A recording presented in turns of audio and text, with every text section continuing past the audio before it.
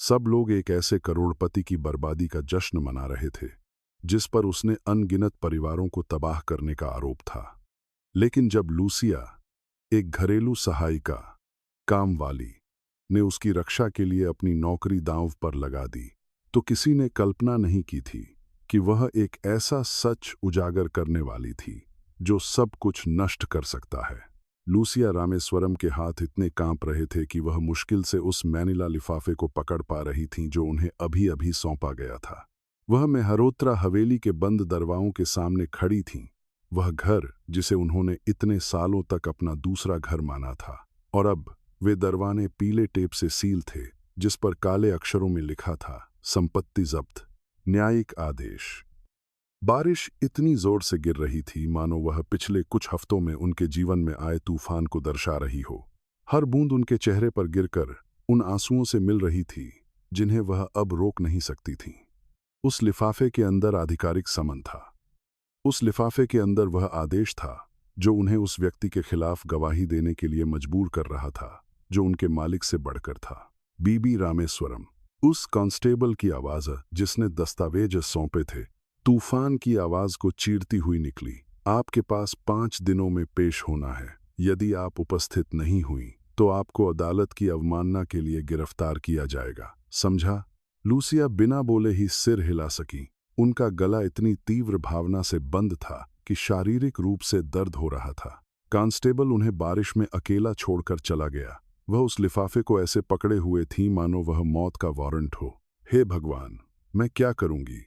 उन्होंने आसमान की ओर फुसफुसाया। उनकी आवाज टूट रही थी। मैं यह कैसे करूंगी? लेकिन जवाब पहले से ही उनके दिल में था, उनके उस हिस्से में जो ऐसे रहस्य छिपाए हुए था जिन्हें कोई और नहीं जानता था। ऐसे सच जो सबसे विनाशकारी तरीके से सामने आने वाले थे। कुछ दिन पहले सब कुछ उस बम की तरह फट गया था जिसकी किसी ने उम्मीद नहीं की थी। लूसिया हवेली की लाइब्रेरी साफ कर रही थीं जब उन्होंने पहली चीख सुनी। मिस्टर मेहरोत्रा के यहाँ मेहमान आना असामान्य नहीं था, लेकिन उस चीख में कुछ ऐसा था जिससे उनके रोंगटे खड़े हो गए। वह एक महिला की आवाज थी जो इतनी क्रोध से भरी हुई थी कि दीवारें कांप रही थीं। तुम एक चोर हो, एक झूठे हो जो महंगे सूट और लूटे हुए महल के पीछे छिपा है। लूसिया ने अपने हाथ से डस्टर गिरा दिया। वह आवाज जानती थी। मिस्टर मेहरोत्रा की भतीजी मारिया मेहरोत्रा पहले भी कई बार आ चुकी थीं, हमेशा उस अहंकार के साथ जो कभी जरूरत महसूस न करने वालों से आता है। लेकिन इस बार यह अलग था।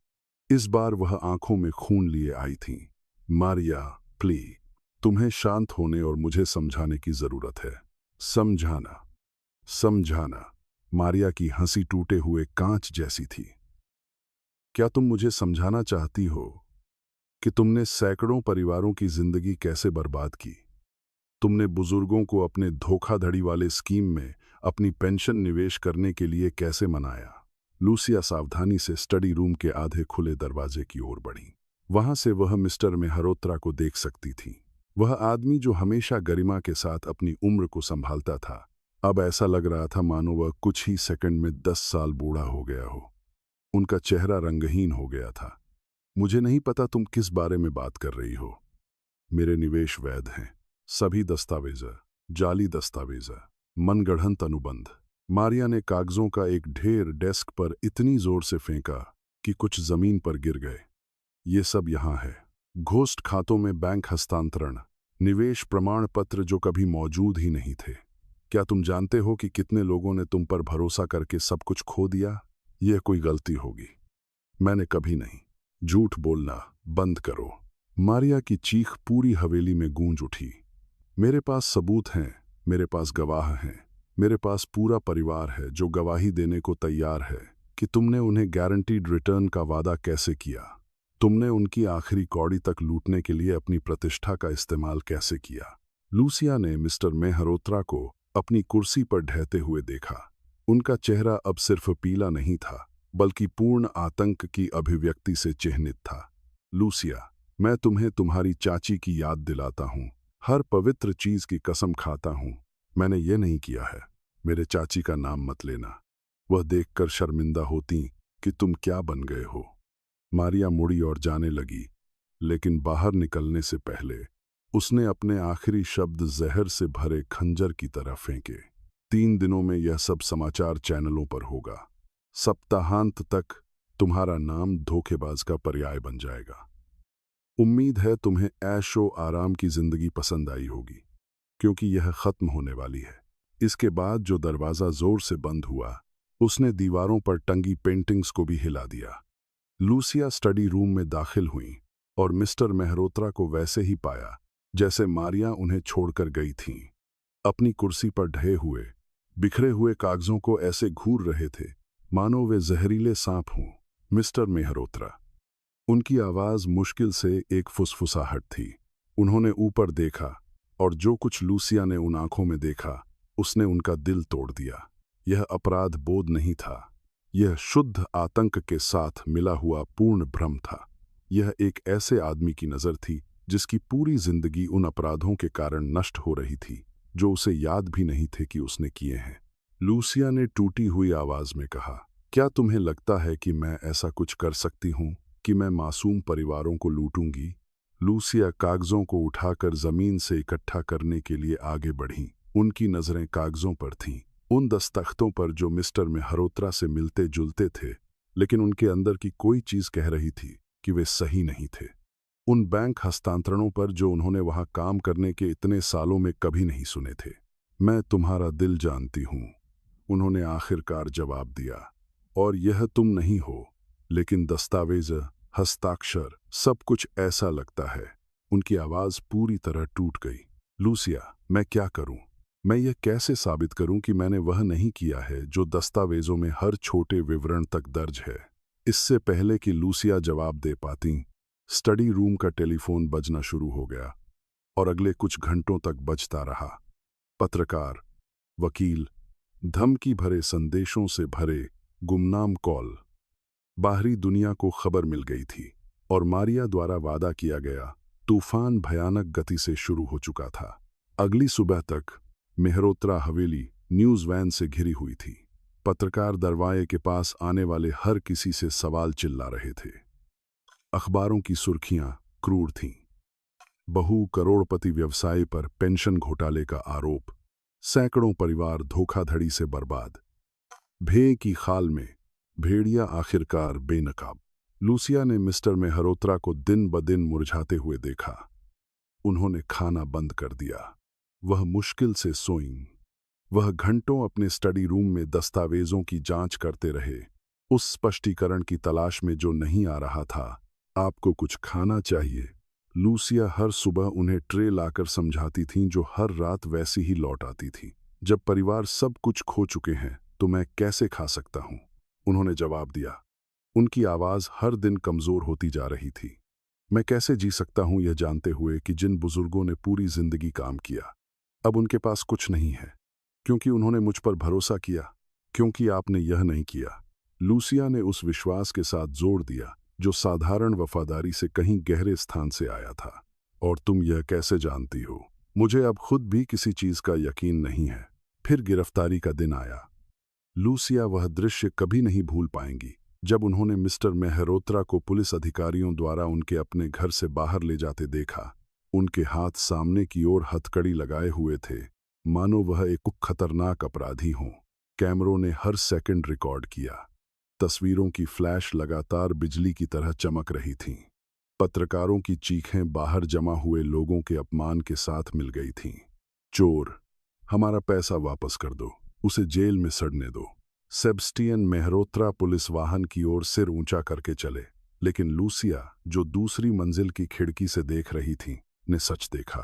उन्होंने देखा कि उनके पैर कांप रहे थे। उन्होंने देखा कि वह अपने जबड़े को कैसे भींच रहे थे ताकि उनकी आवाज न टूटे। उन्होंने एक आखिरी बार हवेली की ओर देखा, मानो वह उस एक जिंदगी को अलविदा कह रहे थे जिसे वह जानते थे।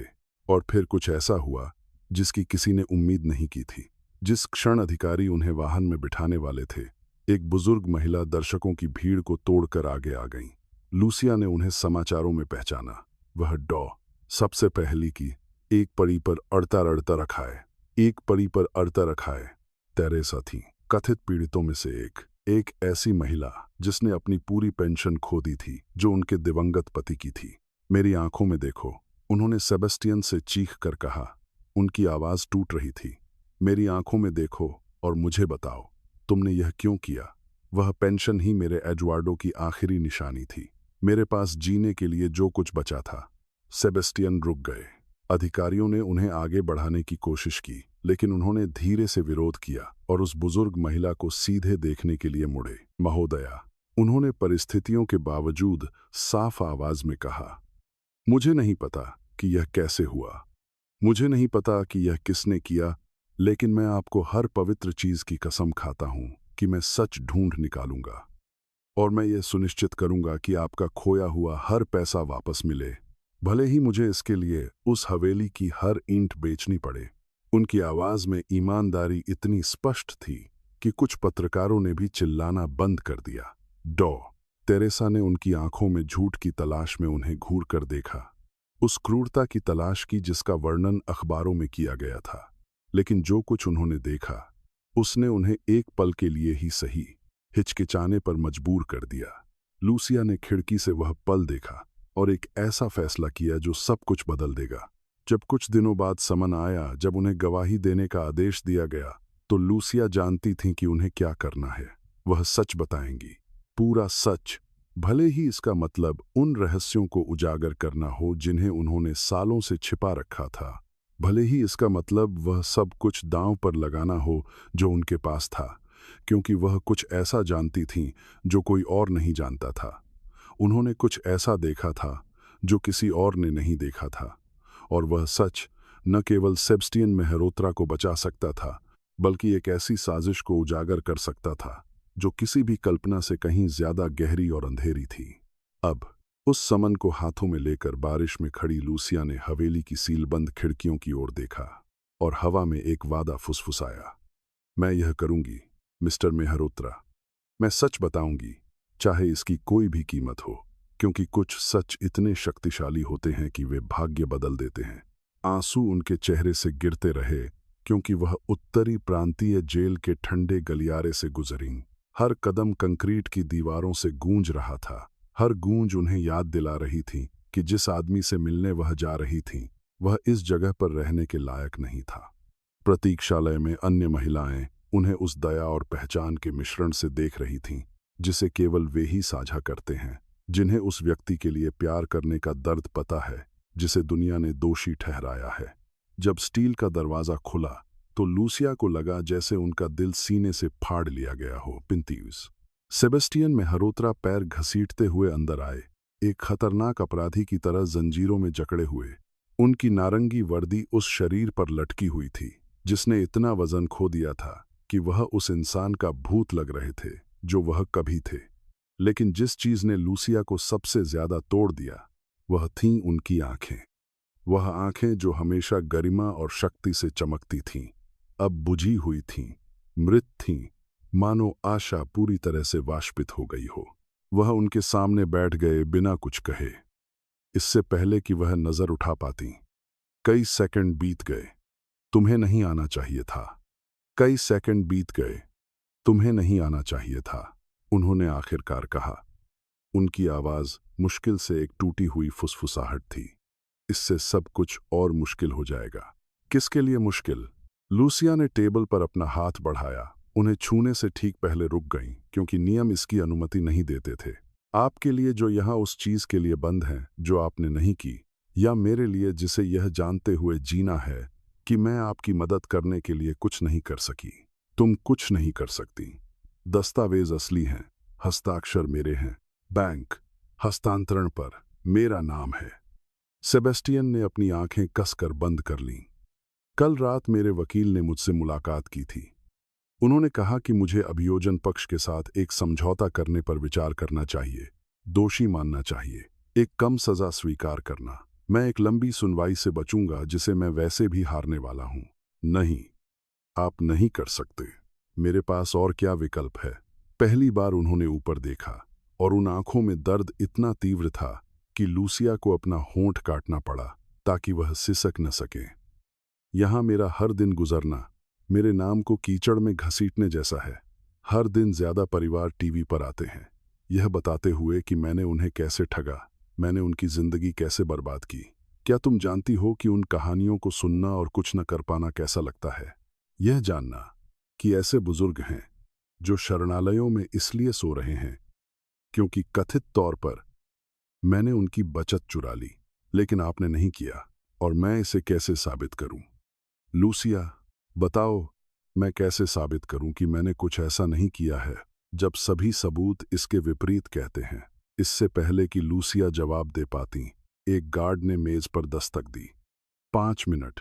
अदताता ने अबिनियन दताता ने अदता ने लूसिया आगे झुकी और अपनी आवाज धीमी की। मैं सच ढूंढ निकालूंगी।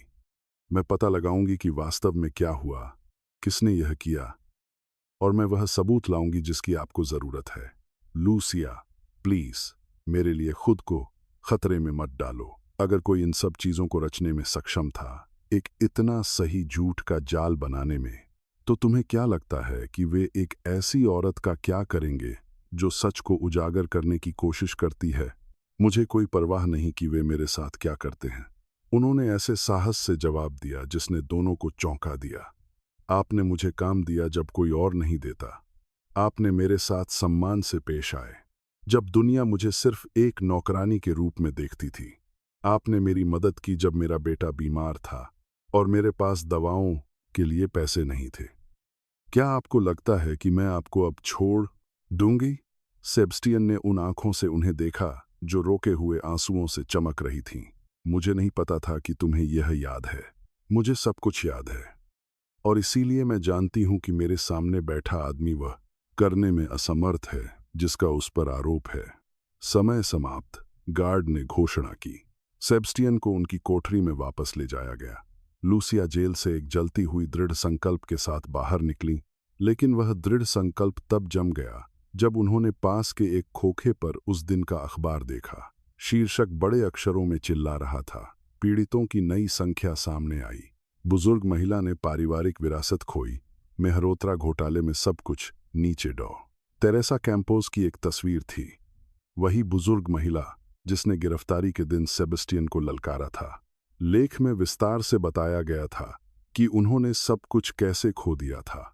अपने दिवंगत पति की पेंशन, 30 साल की बचत, यहां तक कि वह घर जहां उन्होंने अपने बच्चों को पाला था, सब कुछ सेबस्टियन द्वारा कथित तौर पर गारंटीड रिटायरमेंट फंड में निवेश किया गया था। लूसिया ने कांपते हाथों से अखबार खरीदा। लेख के अंत में एक पता था, डॉ तेरेसा कैंपोस अब बेघर लोगों के लिए नगर निगम के आश्रय में रह रही थी। बिना सोचे समझे लूसिया ने 3 बसें लीं ताकि वह उस जगह पहुंच सकें। सांता मारिया आश्रय शहर के सबसे गरीब इलाकों में से एक में था। ईंटों से बनी पुरानी इमारत ढहने वाली लग रही थी और सस्ती संस्थागत भोजन की गंध हवा में तैर रही थी। लूसिया को उल्टी रोकने के लिए जोर से निगलना पड़ा। यह सोचना कि डॉ तेरेसा जैसी उम्र की एक महिला को ऐसी जगह पर रहना पड़ रहा है। रिसेप्शन पर पूछने के बाद उन्हें दूसरी मंजिल पर एक साझा डॉर्म की ओर भेजा गया। 6 लोगों के लिए डिजाइन की गई जगह में 12 बिस्तर ठसाठस भरे थे। डॉ तेरेसा कैंपोस उनमें से एक पर बैठी थीं, दान में मिले कपड़े मोड़ रही थीं। उनके गठियाग्रस्त हाथ धीरे धीरे लेकिन सावधानी से चल रहे थे। जब उन्होंने लूसिया को अंदर आते देखा तो उनका भाव कठोर हो गया। अगर तुम उस आदमी का बचाव करने आई हो तो तुम अभी जा सकती हो। लूसिया शांति के संकेत में हाथ उठाकर आगे बढ़ी।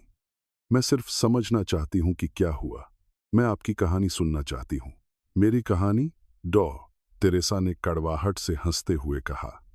मेरी कहानी यह है कि मैंने दूसरों के कपड़े धोकर, घरों की सफाई करके, उन बच्चों की देखभाल करके जो मेरे नहीं थे, अपना पूरा जीवन काम किया। मेरे एजुआर्डो ने तब तक काम किया जब तक उनका दिल नहीं रुक गया। हमने अपनी बुढ़ापे के लिए 30 वर्षों तक हर पैसा बचाया, और वह आदमी, एक सम्मानित व्यवसायी के चेहरे वाला वह दानव, मुझे वह सब कुछ देने के लिए मना लिया। आप उससे कैसे मिलीं? आपने उनके साथ निवेश कैसे किया? उनकी भतीजी मारिया, डॉ तेरेसा ने जहर की तरह नाम थूका। वह मेरे घर बहुत ठाठ बाट से, बहुत सभ्य बनकर आईं। उन्होंने मुझे बताया कि उनके चाचा मेरे जैसे लोगों के लिए एक विशेष अवसर दे रहे हैं। मेहनतकश लोग जो एक सम्मानजनक बुढ़ापे के हकदार हैं। उन्होंने मुझे दस्तावेज दिखाए। प्रमाण पत्र दिखाए। उन्होंने समझाया कि यह कैसे काम करता है। लूसिया ने महसूस किया कि उनकी नब्ज तेज हो गई है। मारिया ने आपसे संपर्क किया था? हाँ, उन्होंने मुझे दस्तावेजों की समीक्षा करने के लिए घर पर लाया था, इससे पहले कि हम मीटिंग करें। फिर हमने ऑफिस में हस्ताक्षर किए। डॉ. तेरेसा रोने लगी। वह बहुत ईमानदार लग रहे थे। मैं इतनी मूर्ख कैसे हो सकती हूँ? क्या मैं उन दस्तावेजों को देख सकती हूँ जिन पर हस्ताक्षर किए गए थे? किस लिए? मैंने वे पहले ही पुलिस, वकीलों, सबको दिखा दिए हैं। प्लीज, यह महत्वपूर्ण है। डॉ. तेरेसा ने आह भरी और अपने तकिए के नीचे से एक पुराना फोल्डर निकाला। यही मेरे पास बचा है। मुझे यह भी नहीं पता कि मैंने इन्हें क्यों रखा है। शायद मेरी अपनी मूर्खता की याद दिलाने के लिए। लूसिया ने फोल्डर खोला और दस्तावेजों की समीक्षा करना शुरू कर दिया। निवेश अनुबंध, जमा प्रमाण पत्र, गारंटीड रिटर्न के वादे, सभी पर सेबस्टियन मेहरोत्रा के हस्ताक्षर थे। अंत में सब कुछ पूरी तरह वैध लग रहा था जब तक कि लूसिया स्थिर नहीं हो गईं। उनकी आंखें एक छोटे से विवरण पर टिकी हुई थीं, जो लगभग छूट ही गया था। हर दस्तावेज के ऊपरी कोने पर एक संदर्भ कोड था, और वह कोड सभी कागजों पर समान था। डॉ. तेरेसा, लूसिया ने कांपती आवाज में कहा, ये दस्तावेज मारिया ने दिए थे या मिस्टर मेहरोत्रा ने? मारिया मेरे लिए समीक्षा करने के लिए उन्हें घर लाई थी। फिर हमने ऑफिस में हस्ताक्षर किए। लूसिया का दिल इतनी जोर से धड़क रहा था कि वह उसे अपने कानों में सुन सकती थी। सेबस्टियन के लिए काम करने के वर्षों में उन्होंने पर्याप्त व्यावसायिक दस्तावेज देखे थे ताकि वे कुछ महत्वपूर्ण जान सकें। वे संदर्भ कोड स्वचालित रूप से कंपनी के सिस्टम द्वारा उत्पन्न होते थे। जब भी कोई नया दस्तावेज बनाया जाता था, वे अद्वितीय थे, दोहराए नहीं जा सकते थे, निर्माण की सटीक तारीख और समय से जुड़े हुए थे। और ये सभी दस्तावेज, जो कथित तौर पर कई महीनों की अवधि में बनाए गए थे, का कोड बिल्कुल समान था। इसका केवल एक ही मतलब था, वे सभी एक ही समय में बनाए गए थे, शायद एक ही सत्र में, सभी एक साथ, और फिर उन्हें पीछे की तारीख दी गई ताकि यह एक क्रमिक निवेश प्रक्रिया लगे। क्या मैं ये दस्तावेज उधार ले सकती हूँ? लूसिया ने अपनी आवाज मुश्किल से नियंत्रित करते हुए पूछा।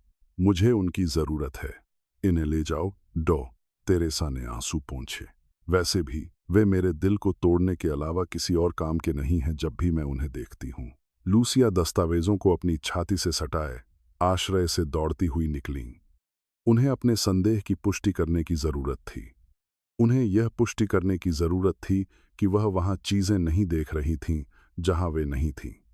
उन्होंने एक टैक्सी ली, जो वह सामान्य रूप से कभी नहीं करती, क्योंकि यह खर्च करना मना था, लेकिन यह इंतजार नहीं कर सकता था।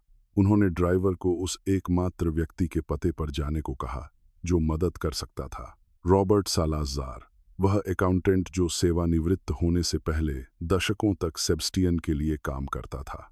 डॉन रॉबर्ट अपने मॉडेस्ट अपार्टमेंट में रहते थे, जो उनके लंबे करियर के दौरान जमा किए गए फाइलों और दस्तावेजों के बक्सों से घिरा हुआ था। जब उन्होंने दरवाज़ा खोला और लूसिया को आंखों में आंसू लिए वहां खड़ा देखा, तो वह तुरंत जान गए कि कुछ गंभीर हुआ है। मुझे इन दस्तावेजों को देखने की ज़रूरत है, लूसिया ने बिना किसी भूमिका के कहा। मुझे जानना है कि क्या मैं किसी चीज़ के बारे में सही हूँ। डॉन रॉबर्ट ने अपने पढ़ने वाले चश्मे लगाए और कागजों की जांच उस सावधानी से करने लगे जिसने उन्हें शहर के सबसे सम्मानित अकाउंटेंट में से एक बना दिया था।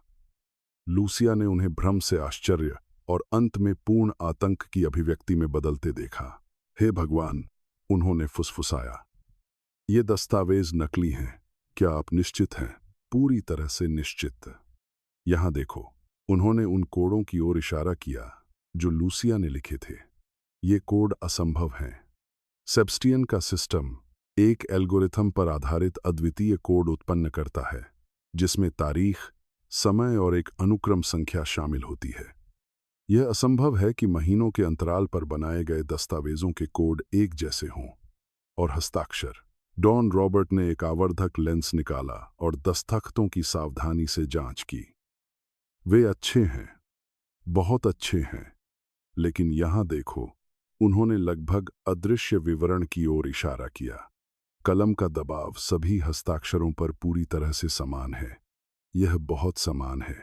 जब कोई व्यक्ति हाथ से हस्ताक्षर करता है तो दबाव स्वाभाविक रूप से बदलता है। यह एक डिजिटल कॉपी है। लूसिया ने निष्कर्ष निकाला, या एक बहुत ही परिष्कृत जालसाजी। किसी ने सेबेस्टियन के वास्तविक हस्ताक्षर को स्कैन किया और इसे इन दस्तावेजों पर डिजिटल रूप से पुनः प्रस्तुत किया। लूसिया को लगा कि उनके पैर कांप रहे हैं। तो डॉ तेरेसा और शायद अन्य सभी पीड़ितों ने वास्तव में मिस्टर मेहरोत्रा के साथ निवेश नहीं किया। किसी ने ये सभी नकली दस्तावेज बनाए, उन्हें वैध दिखने दिया और फिर सेबेस्टियन को दोषी ठहराते हुए सारा पैसा रख लिया। यही लगता है, डॉन रॉबर्ट ने गंभीर आवाज में कहा। मारिया, लूसिया ने कहा। नाम उनके होठों से एक अभिशाप की तरह निकला। वही थी जिसने डॉ तेरेसा से संपर्क किया था। वही थी जो दस्तावेज लेकर आई थी। वही थी जिसने सेबेस्टियन के साथ एकमात्र बैठक आयोजित की, शायद इसलिए कि कोई गवाह हो जो यह कह सके कि उसने उसे देखा था। यह हमारे सोचने से बड़ा है। डॉन रॉबर्ट टहलने लगे। अगर मारिया ने यह डॉ तेरेसा के साथ किया है तो उसने यह सभी पीड़ितों के साथ किया होगा। तुम्हें यह पुलिस को बताना होगा। पुलिस एक घरेलू सहायिका पर बिना किसी और सबूत के विश्वास नहीं करेगी। मुझे और चाहिए, मुझे कुछ अचूक चाहिए। तुम्हारे दिमाग में क्या है? लूसिया ने अपने हाथों में नकली दस्तावेजों को देखा। मैं वह सबूत हासिल करूंगी जिसकी हमें जरूरत है, चाहे इसकी कोई भी कीमत हो। लेकिन लूसिया नहीं जानती थी कि उसी क्षण शहर के दूसरी ओर एक शानदार कार्यालय में मारिया मेहरोत्रा को एक फोन कॉल आ रहा था जिसने सब कुछ बदल दिया था। मिस दौरान, दूसरी तरफ की आवाज ने कहा, हमें एक समस्या है। आपके चाचा की नौकरानी डॉ तेरेसा से मिलने आश्रय में गई थी। फिर वह सेवानिवृत्त अकाउंटेंट से मिलने गई। मारिया ने फोन को इतनी जोर से भींच लिया कि उसकी उंगलियों के पोर सफेद हो गए। और वह क्या ले जा रही थी? दस्तावेज, एक पूरी फाइल। उत्कृष्ट। मारिया के चेहरे पर एक ठंडी मुस्कान आई। अब समय आ गया है कि दुनिया जाने कि लूसिया रामेश्वरम वास्तव में किस तरह की इंसान है। उन पत्रकारों से संपर्क करो जिन्हें हमने वेतन पर रखा है। मैं चाहता हूं कि कल यह सभी समाचार चैनलों पर हो। क्या चाहते हो कि हम कहें कि वफादार घरेलू सहायिका उतनी निर्दोष नहीं है जितनी दिखती है, कि वह सालों से हवेली से कीमती सामान चुरा रही थी, कि शायद वह सेबेस्टियन के घोटाले में उसकी सहयोगी थी। मेरे पास उसे बैग के साथ अंदर बाहर जाते हुए की तस्वीरें हैं। मेरे पास संदिग्ध कॉल रिकॉर्ड हैं। जब मैं उसके साथ काम खत्म कर दूंगी तो कोई भी उसकी बात पर विश्वास नहीं करेगा। और अगर वह अपना बचाव करने की कोशिश करती है तो उस पर कौन विश्वास करेगा? एक अशिक्षित घरेलू सहायिका एक सम्मानित वकील के खिलाफ जिसके पास दस्तावेजी सबूत हैं। मैं उसे सामाजिक रूप से, पेशेवर रूप से नष्ट कर दूंगी जब तक कि उसके पास उसकी गरिमा भी न बचे। और जब वह पूरी तरह से बदनाम हो जाएगी तो जो कुछ भी उसने खोजा है वह बेकार हो जाएगा। जाल बिछाया जा चुका था और लूसिया रामेश्वरम बिना जाने सीधे उसी की ओर बढ़ रही थी। सुबह उस शोर के साथ हुई जब उनका फोन सूचनाओं से फटने लगा। लूसिया उठी, अभी भी थकी हुई थी। पूरी रात नकली दस्तावेजों की जांच करने और सबूत खोजने, अपने अगले कदमों की योजना बनाने के बाद उन्होंने अपना फोन उठाया और जो उन्होंने स्क्रीन पर देखा उससे उनका खून जम गया। 37 मिस्ड कॉल, 62 संदेश। और जब उन्होंने किसी के द्वारा भेजा गया पहला समाचार खोला तो उन्हें लगा जैसे उनके पैरों के नीचे से दुनिया ढह गई हो। मेहरोत्रा घोटाले में घरेलू सहायिका सहयोगी, सालों से कीमती सामान चोरी करती थी। शीर्षक लाल अक्षरों में चिल्ला रहा था। नीचे दिए गए लेख में बताया गया था कि लूसिया रामेश्वरम सेबेस्टियन मेहरोत्रा की भरोसेमंद घरेलू सहायिका घोटाले में उसकी सहयोगी रही होगी। विश्वसनीय सूत्रों से पता चला है कि लूसिया रामेश्वरम घोटाले में कई सालों से एक सहयोगी थी। फोन रिकॉर्ड दोनों के बीच काम के घंटों के बाहर संदिग्ध संचार दिखाते हैं। गवाहों का कहना है कि उन्होंने आरोपी के निजी अध्ययन कक्ष में दस्तावेजों में हेरफेर करते देखा। लूसिया के हाथ इतने कांप रहे थे कि वह लगभग फोन गिरा देती। हर शब्द एक सावधानी से रचा गया झूठ था। हर आरोप सच्चाई का एक विरूपण था। वे संदिग्ध संचार घर की मरम्मत के बारे में कॉल थे।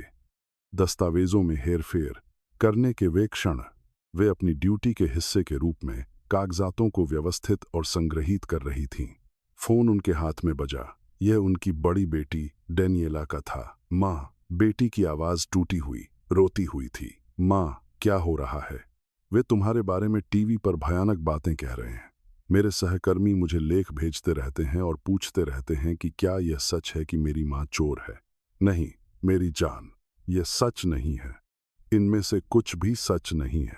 मेरे बॉस ने मुझे अभी फोन किया। उन्होंने कहा कि मेरी पारिवारिक स्थिति कंपनी की छवि को प्रभावित कर रही है। मुझे सस्पेंड कर दिया गया है माँ। मुझे बिना वेतन के सस्पेंड कर दिया गया है जब तक यह हल नहीं हो जाता। लूसिया को लगा जैसे किसी ने उनके दिल में चाकू घोंप दिया हो। केवल उन्हें नष्ट करना ही काफी नहीं था, अब वे उनके बच्चों को भी नष्ट कर रहे थे। डेनियला, ध्यान से सुनो, यह सब झूठ है। कोई कोशिश कर रहा है। दरवाजे पर जोरदार दस्तक की आवाज ने उन्हें रोक दिया। लूसिया ने वादा करके फोन काट दिया कि वह बाद में कॉल करेंगी और दरवाजा खोलने गईं। दूसरी तरफ 5 पड़ोसन थीं, वे महिलाएं जिनके साथ उन्होंने सालों से सौहार्दपूर्ण अभिवादन, आपसी एहसान, कभी कभी बातचीत साझा की थी। क्या यह सच है? डॉ. मार्ता ने पूछा। ऊपर की मंजिल की पड़ोसी, हाथ बांधे और कठोर अभिव्यक्ति के साथ। क्या यह सच है कि तुम चोर हो? नहीं, बिल्कुल नहीं। वह समाचार, मेरी बेटी ने उस आदमी से अपना सारा पैसा खो दिया। एक अन्य महिला ने बीच में टोका। उसकी आवाज नफरत से भरी हुई थी। वह सब जो उसने मेरे पोते की विश्वविद्यालय शिक्षा के लिए बचाया था, सब कुछ। और तुमने उसकी मदद की। क्या तुम जानती थी कि वह क्या कर रहा था? नहीं, मैंने कभी नहीं। समाचार कहते हैं कि तुम उसकी सहयोगी थी। शायद तुमने चुराए गए पैसे का कुछ हिस्सा रख लिया। वह झूठ है, सब कुछ झूठ है। तो फिर तस्वीरें क्यों हैं? फोन रिकॉर्ड क्यों हैं? सभी समाचार चैनल इसके बारे में बात क्यों कर रहे हैं? डॉ. मार्ता एक कदम आगे बढ़ी। उनका भाव घोर घिन का था। हम अपने अपार्टमेंट में तुम्हारे जैसे लोगों को नहीं चाहते, जो बुजुर्गों, मेहनतकश परिवारों को लूटते हैं। शर्म आनी चाहिए। महिलाओं का समूह तितर-बितर हो गया। लूसिया को उनके दरवाजे की चौखट पर कांपते हुए छोड़ गया। वह नीचे उतरते हुए पड़ोसियों के कदमों को सुन सकती थी। बेशर्म, चोर, सहयोगी शब्द जहर की तरह हवा में तैर रहे थे। उन्होंने दरवाजा बंद कर लिया और उस पर झुक गईं। हफ्तों से बंद आंसू आखिरकार बह निकले। कुछ ही घंटों में उनकी पूरी जिंदगी नष्ट हो गई थी। उनकी प्रतिष्ठा, उनकी बेटी की नौकरी, उनके पड़ोसियों का विश्वास, सब कुछ एक सावधानी पूर्वक रची गई झूठ की मुहिम से राख हो गया था। उनका फोन फिर से बजा। यह एक अज्ञात नंबर था। मिसेज रामेश्वरम। दूसरी तरफ एक पेशेवर आवाज ने कहा, मैं राष्ट्रीय समाचार चैनल से हूं। हम आपको आरोपों के खिलाफ अपना बचाव करने का अवसर देना चाहेंगे। क्या आप एक साक्षात्कार के लिए तैयार होंगी? एक पल के लिए। लूसिया ने स्वीकार करने पर विचार किया, टीवी पर आने और सबको सच चिल्लाकर सुनाने पर विचार किया, लेकिन फिर उन्हें डॉन रॉबर्ट के शब्द याद आए। एक घरेलू सहायिका पर बिना अचूक सबूत के कोई विश्वास नहीं करेगा। मेरे पास कोई टिप्पणी नहीं है, उन्होंने जवाब दिया और फोन काट दिया। उन्होंने बाकी दिन अपने अपार्टमेंट में बंद रहकर बिताया, अपने दरवाजे के पास से गुजरने वाले पड़ोसियों के कदमों को सुनते हुए, ऊपर डॉ. मार्ता के टीवी से आ रही आवाज सुनते हुए, जहां बिना किसी संदेह के घोटाले के बारे में और समाचार चल रहे थे, यह महसूस करते हुए कि दीवारें उनके चारों ओर बंद हो रही हैं। जब रात हुई तो लूसिया ने एक फैसला किया। वह छिप नहीं सकती थी। वह मारिया के झूठ को जीतने नहीं दे सकती थी। उन्हें और सबूत चाहिए थे। उन्हें और पीड़ित ढूंढने की जरूरत थी। उन्हें एक ऐसा मजबूत मामला बनाने की जरूरत थी जिसे कोई नजरअंदाज न कर सके। उन्होंने अपना सबसे सादा कोट पहना और बाहर निकल गईं, अपना सिर नीचे रखा। वह शहर के केंद्र की ओर बस ले गईं, जहां वह जानती थीं कि घोटाले के अन्य पीड़ित हर शाम एक पार्क में मिलते थे, अपने साझा दर्द में एक दूसरे का समर्थन करते थे। जब वह सेंट्रल पार्क पहुंची तो उन्होंने समूह को तुरंत देखा। लगभग 20 लोग थे, ज्यादातर बुजुर्ग, बेंचों पर एक घेरे में बैठे थे। कुछ रो रहे थे, कुछ एक दूसरे को दिलासा दे रहे थे। लूसिया सावधानी से आगे बढ़ीं, यह नहीं जानती थीं कि उनका स्वागत कैसे किया जाएगा। जो व्यक्ति सबसे पहले उन्हें देख पाया, वह एक बुजुर्ग व्यक्ति थे, जिन्हें लूसिया समाचारों में पहचानती थीं। डॉन अल्फ्रेडो रुइज, जिन्होंने अपनी मैकेनिकल वर्कशॉप खो दी थी क्योंकि उन्होंने कथित सेबेस्टियन फंड में निवेश करने के लिए व्यवसाय को गारंटी के रूप में इस्तेमाल किया था। उनके बगल में डॉ तेरेसा कैंपोस थीं, वही बुजुर्ग महिला जिसने गिरफ्तारी के दिन सेबेस्टियन को ललकारा था। तुम, उन्होंने खड़े होकर कहा, तुम वह नौकरानी हो, वह सहयोगी। सभी आंखें लूसिया की ओर मुड़ गईं। शारीरिक रूप से धमकी भरा नहीं, बल्कि एक स्पष्ट शत्रुता थी जो उनकी सांसें छीन रही थी। प्लीज, मेरी बात सुने, लूसिया ने कांपती लेकिन दृढ़ आवाज में शुरुआत की। जो कुछ भी आप समाचारों में कह रहे हैं वह झूठ है। मैंने कुछ भी नहीं चुराया। मैं कभी किसी चीज में सहयोगी नहीं थी। सेबेस्टियन मेहरोत्रा निर्दोष हैं और मैं इसे साबित कर सकती हूं। निर्दोष? एक महिला ने कड़वाहट से हंसा। मेरे पति की हार्ट अटैक से मृत्यु हो गई जब उन्हें पता चला कि हमने सब कुछ खो दिया है। और तुम मुझसे कहती हो कि वह आदमी जिसने यह सब पैदा किया निर्दोष है।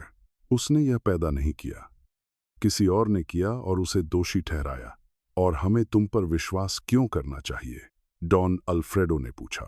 समाचार कहते हैं कि तुम उसकी भरोसेमंद कर्मचारी थीं, कि तुम उसके घर, उसके ऑफिस में वह सब कुछ देखती थीं जो वह करता था। बिल्कुल, मैं वहां थी। लूसिया एक कदम आगे बढ़ी। और इसीलिए मैं जानती हूं कि कुछ सही नहीं है। इसीलिए मुझे आपकी मदद चाहिए। हमारी मदद। एक अन्य महिला ने बिना हंसी के ठहाका लगाया। चोर को उन लोगों की मदद चाहिए जिन्हें उसने लूटा है। मैं चोर नहीं हूं। लूसिया को लगा कि आंसू आने वाले हैं, लेकिन उन्होंने उन्हें रोक लिया। मैं एक कामकाजी मां हूं, जिसने अपने बच्चों को शिक्षा देने के लिए अपना पूरा जीवन घरों की सफाई में बिताया है। मैं वह हूं जो सेबेस्टियन मेहरोत्रा को एक अच्छे आदमी के रूप में जानती थी, जिसने कभी किसी को चोट नहीं पहुंचाई। और मैं वह हूं जो सच ढूंढने के लिए सब कुछ, सचमुच सब कुछ, दांव पर लगा रही हूं। जो चुप्पी छा गई वह घनी थी, अविश्वास से भरी हुई थी, लेकिन कुछ और भी था। शायद जिज्ञासा या उन जवाबों की हताशा जो कोई और उन्हें नहीं दे रहा था। तुम हमसे क्या चाहती हो? डॉन अल्फ्रेडो ने आखिरकार पूछा। लूसिया ने अपने बैग से एक तस्वीर निकाली जो उन्होंने प्रिंट करवाई थी। क्या यहाँ कोई इस महिला को जानता है? यह उनकी पेशेवर वकील प्रोफाइल से ली गई मारिया दौरान की तस्वीर थी। तुरंत 5 लोगों ने अपना हाथ उठाया। उसने मुझसे संपर्क किया था, एक महिला ने कहा। उसने मुझे एक विशेष निवेश अवसर के बारे में बताया था। मुझे भी, दूसरे ने पुष्टि की। वह मेरे घर आई, मुझे दस्तावेज दिए, मिस्टर मेहरोत्रा के साथ बैठक आयोजित की। रुको। डॉन अल्फ्रेडो लूसिया के करीब आए, तस्वीर को ध्यान से देखते हुए। उस महिला ने महीनों पहले मुझसे मुलाकात की थी। उन्होंने कहा कि वह उनके चाचा की वित्तीय प्रतिनिधि हैं, कि वह मेहनतकश परिवारों को उनके भविष्य को सुरक्षित करने में मदद कर रही थीं। लूसिया का दिल तेजी से धड़कने लगा। सभी से संपर्क पहले उन्होंने किया था, वही दस्तावेज लेकर आई थीं, वही बैठकें आयोजित की थीं, हर कदम पर वही मौजूद थीं। एक एक करके उपस्थित लोगों ने अपनी कहानियां साझा करना शुरू कर दिया और एक पैटर्न इतनी स्पष्टता से उभरा कि उसे नजरअंदाज करना असंभव था। हर मामले में मारिया पहला संपर्क थीं। उन्होंने दस्तावेज लाए थे, उन्होंने सेबेस्टियन के साथ बैठकें आयोजित की थीं, वह प्रक्रिया के हर चरण में मौजूद थीं। क्या किसी को अपने निवेश से पैसे मिले? लूसिया ने पूछा। क्या किसी को कोई छोटा रिटर्न भी मिला, इससे पहले कि सब कुछ ढह जाए? मुझे मिला, एक महिला ने धीरे से कहा। पहले 3 महीनों में मुझे मासिक भुगतान मिले जैसा वादा किया गया था। इसीलिए मैंने भरोसा किया और ज्यादा निवेश किया। और आपको वे भुगतान कैसे मिले? मारिया उन्हें नकद में लाती थीं। वह कहती थीं कि बैंक हस्तांतरण की तुलना में यह अधिक सुविधाजनक है। बिल्कुल, लूसिया ने फुसफुसाया। टुकड़े आखिरकार जगह पर आ रहे हैं। वह उन्हें नए पीड़ितों के पैसे से भुगतान कर रही थीं। एक क्लासिक स्कीम, और जब वह इसे और नहीं संभाल सकी तो उसने सब कुछ ढहने दिया और सेबस्टियन को दोषी ठहराया। लेकिन उसने यह कैसे किया? डॉन अल्फ्रेडो ने पूछा। उसने मिस्टर मेहरोत्रा को उन सभी दस्तावेजों पर हस्ताक्षर करने के लिए कैसे मनाया? यही सवाल है जिसका हमें जवाब देने की जरूरत है। लूसिया ने उपस्थित हर व्यक्ति को देखा। मैं जानती हूं कि तुम मुझसे नफरत करते हो। मैं जानती हूं कि तुम मुझ पर विश्वास करने का कोई कारण नहीं देखते हो, लेकिन मैं तुमसे सच ढूंढने में मेरी मदद करने के लिए कहती हूं, न केवल सेबेस्टियन के लिए बल्कि तुम्हारे लिए भी। क्योंकि अगर मारिया ने यह किया और बच निकली तो तुम अपना पैसा कभी वापस नहीं पाओगे। लेकिन अगर हम उसे बेनकाब करते हैं, अगर हम साबित करते हैं कि वही असली दोषी है, तो हम वह सब कुछ वापस पा सकते हैं जो हमने खो दिया है।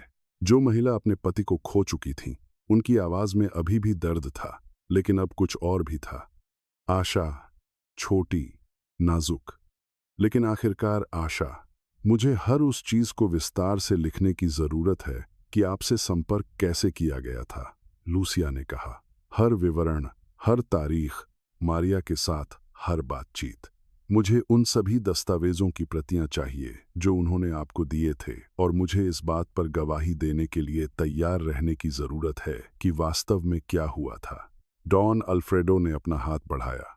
अगर कोई संभावना है, चाहे कितनी भी छोटी क्यों ना हो, कि हम जो खो चुके हैं उसका कुछ हिस्सा वापस पा सकते हैं और असली दोषी को सजा मिल सकती है, तो मुझ पर भरोसा करो।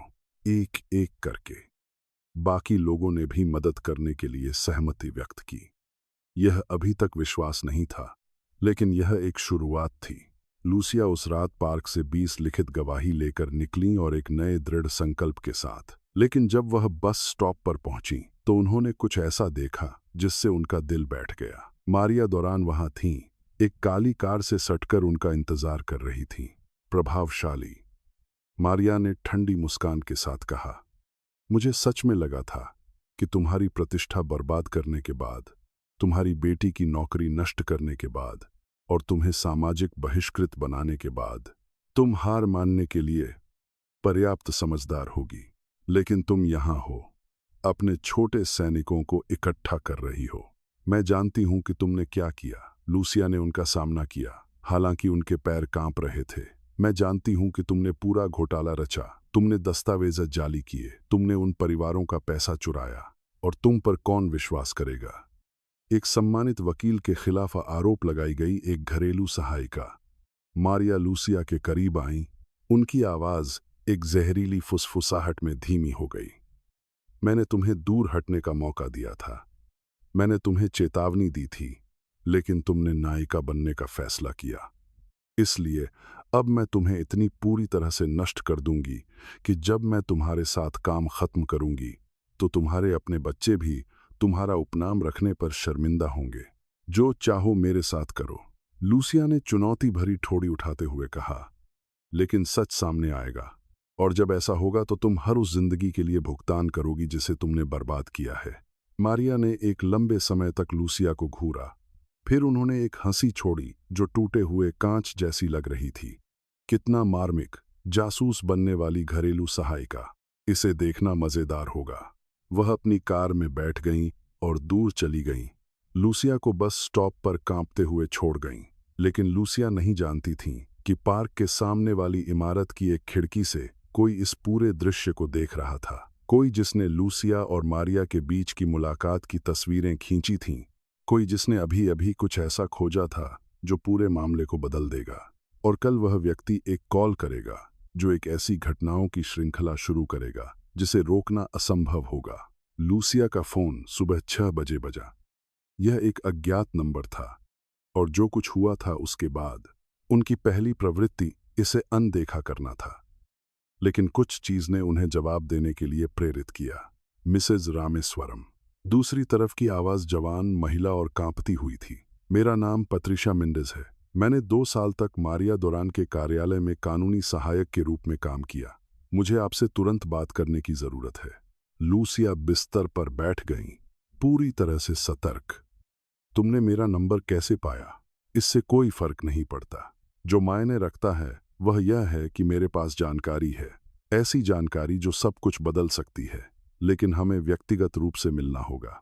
क्या तुम बोलीवर स्ट्रीट पर एल रेफ्यूगियो कैफे को जानती हो? हाँ, लेकिन मैं वहां 1 घंटे में रहूंगी। पीछे की मेज, अकेले आना। और मिसेज रामेश्वरम, बहुत सावधान रहना। मारिया की हर जगह आंखें हैं। इससे पहले कि लूसिया और सवाल कर पाती, लाइन कट गई। 60 मिनट बाद लूसिया कैफे में दिल इतनी जोर से धड़कता हुआ दाखिल हुई कि वह उसे अपने कानों में सुन सकती थी। उस सुबह जल्दी उस जगह पर लगभग खाली थी। केवल कुछ सुबह के ग्राहक अखबार पढ़ रहे थे और कॉफी पी रहे थे। पीछे की मेज पर 20 साल से कुछ ही ज्यादा उम्र की एक युवती उनका इंतजार कर रही थी। उसकी आंखें लगातार दरवाजे की ओर घूम रही थीं, मानो वह किसी के पीछे आने की उम्मीद कर रही हो। मिसेज रामेश्वरम। लूसिया के पास आते ही पैट्रिशिया खड़ी हो गईं। उन्होंने बड़े चश्मे पहने थे, जो उनकी आंखों के नीचे के काले घेरों को नहीं छिपा सकते थे, जो बिना सोई रातों का सबूत थे। आने के लिए धन्यवाद। आने के लिए धन्यवाद। आने के लिए धन्यवाद। ये क्या है? लूसिया उनके सामने बैठ गईं। तुम असल में कौन हो? मैंने आपको बताया। मैंने मारिया दुरान के लिए काम किया, या यूं कहें कि काम करती थी। मैंने 3 दिन पहले इस्तीफा दे दिया जब मैंने देखा कि तुमने उसे समाचारों में क्या किया। पैट्रिशिया ने अपने बैग से कांपते हाथों से एक फोल्डर निकाला। मैंने देखा कि उन्होंने तुम्हारे साथ क्या किया। उन्होंने तुम्हें कैसे बदनाम किया। उन्होंने तस्वीरों में हेरफेर कैसे किया। उन्होंने यह पूरी कहानी कैसे गढ़ी कि तुम सहयोगी थीं और मैं चुप नहीं रह सकी। क्यों? एक अजनबी के लिए सब कुछ दांव पर क्यों लगाओगी? पैट्रिशिया की आंखें नम हो गईं, क्योंकि मेरी दादी पीड़ितों में से एक थीं। डॉ एस्टेला मेंडेज ने वह विरासत खो दी जो मेरे परदादाओं ने उन्हें छोड़ी थी। वह सारा पैसा जो वह उनके चिकित्सा उपचार के लिए इस्तेमाल करने वाली थी। वह 2 महीने पहले मर गईं, क्योंकि हम उनकी जरूरत की दवाएं नहीं खरीद सके। लूसिया को लगा जैसे उनके पेट में मुक्का मारा गया हो। मुझे बहुत अफसोस है। मैं यह सब तब कर रही थी जब मेरा काम चल रहा था। जब मेरी दादी ने मुझे उनके निवेश के बारे में बताया तो यह अजीब लगा, लेकिन मारिया ने मुझे आश्वस्त किया कि सब कुछ वैध है। उन्होंने मुझे प्रमाण पत्र दिखाए। सब कुछ असली लग रहा था। पैट्रिशिया ने गुस्से से अपनी आंखें पोंछीं। यह बाद में, जब मेरी दादी ने सब कुछ खो दिया, कि मुझे शक होने लगा। मैंने उन चीजों पर ध्यान देना शुरू कर दिया जिन्हें मैंने पहले नजरअंदाज कर दिया था। कौन सी चीजें? पैट्रिशिया ने फोल्डर खोला और कुछ तस्वीरें निकालीं।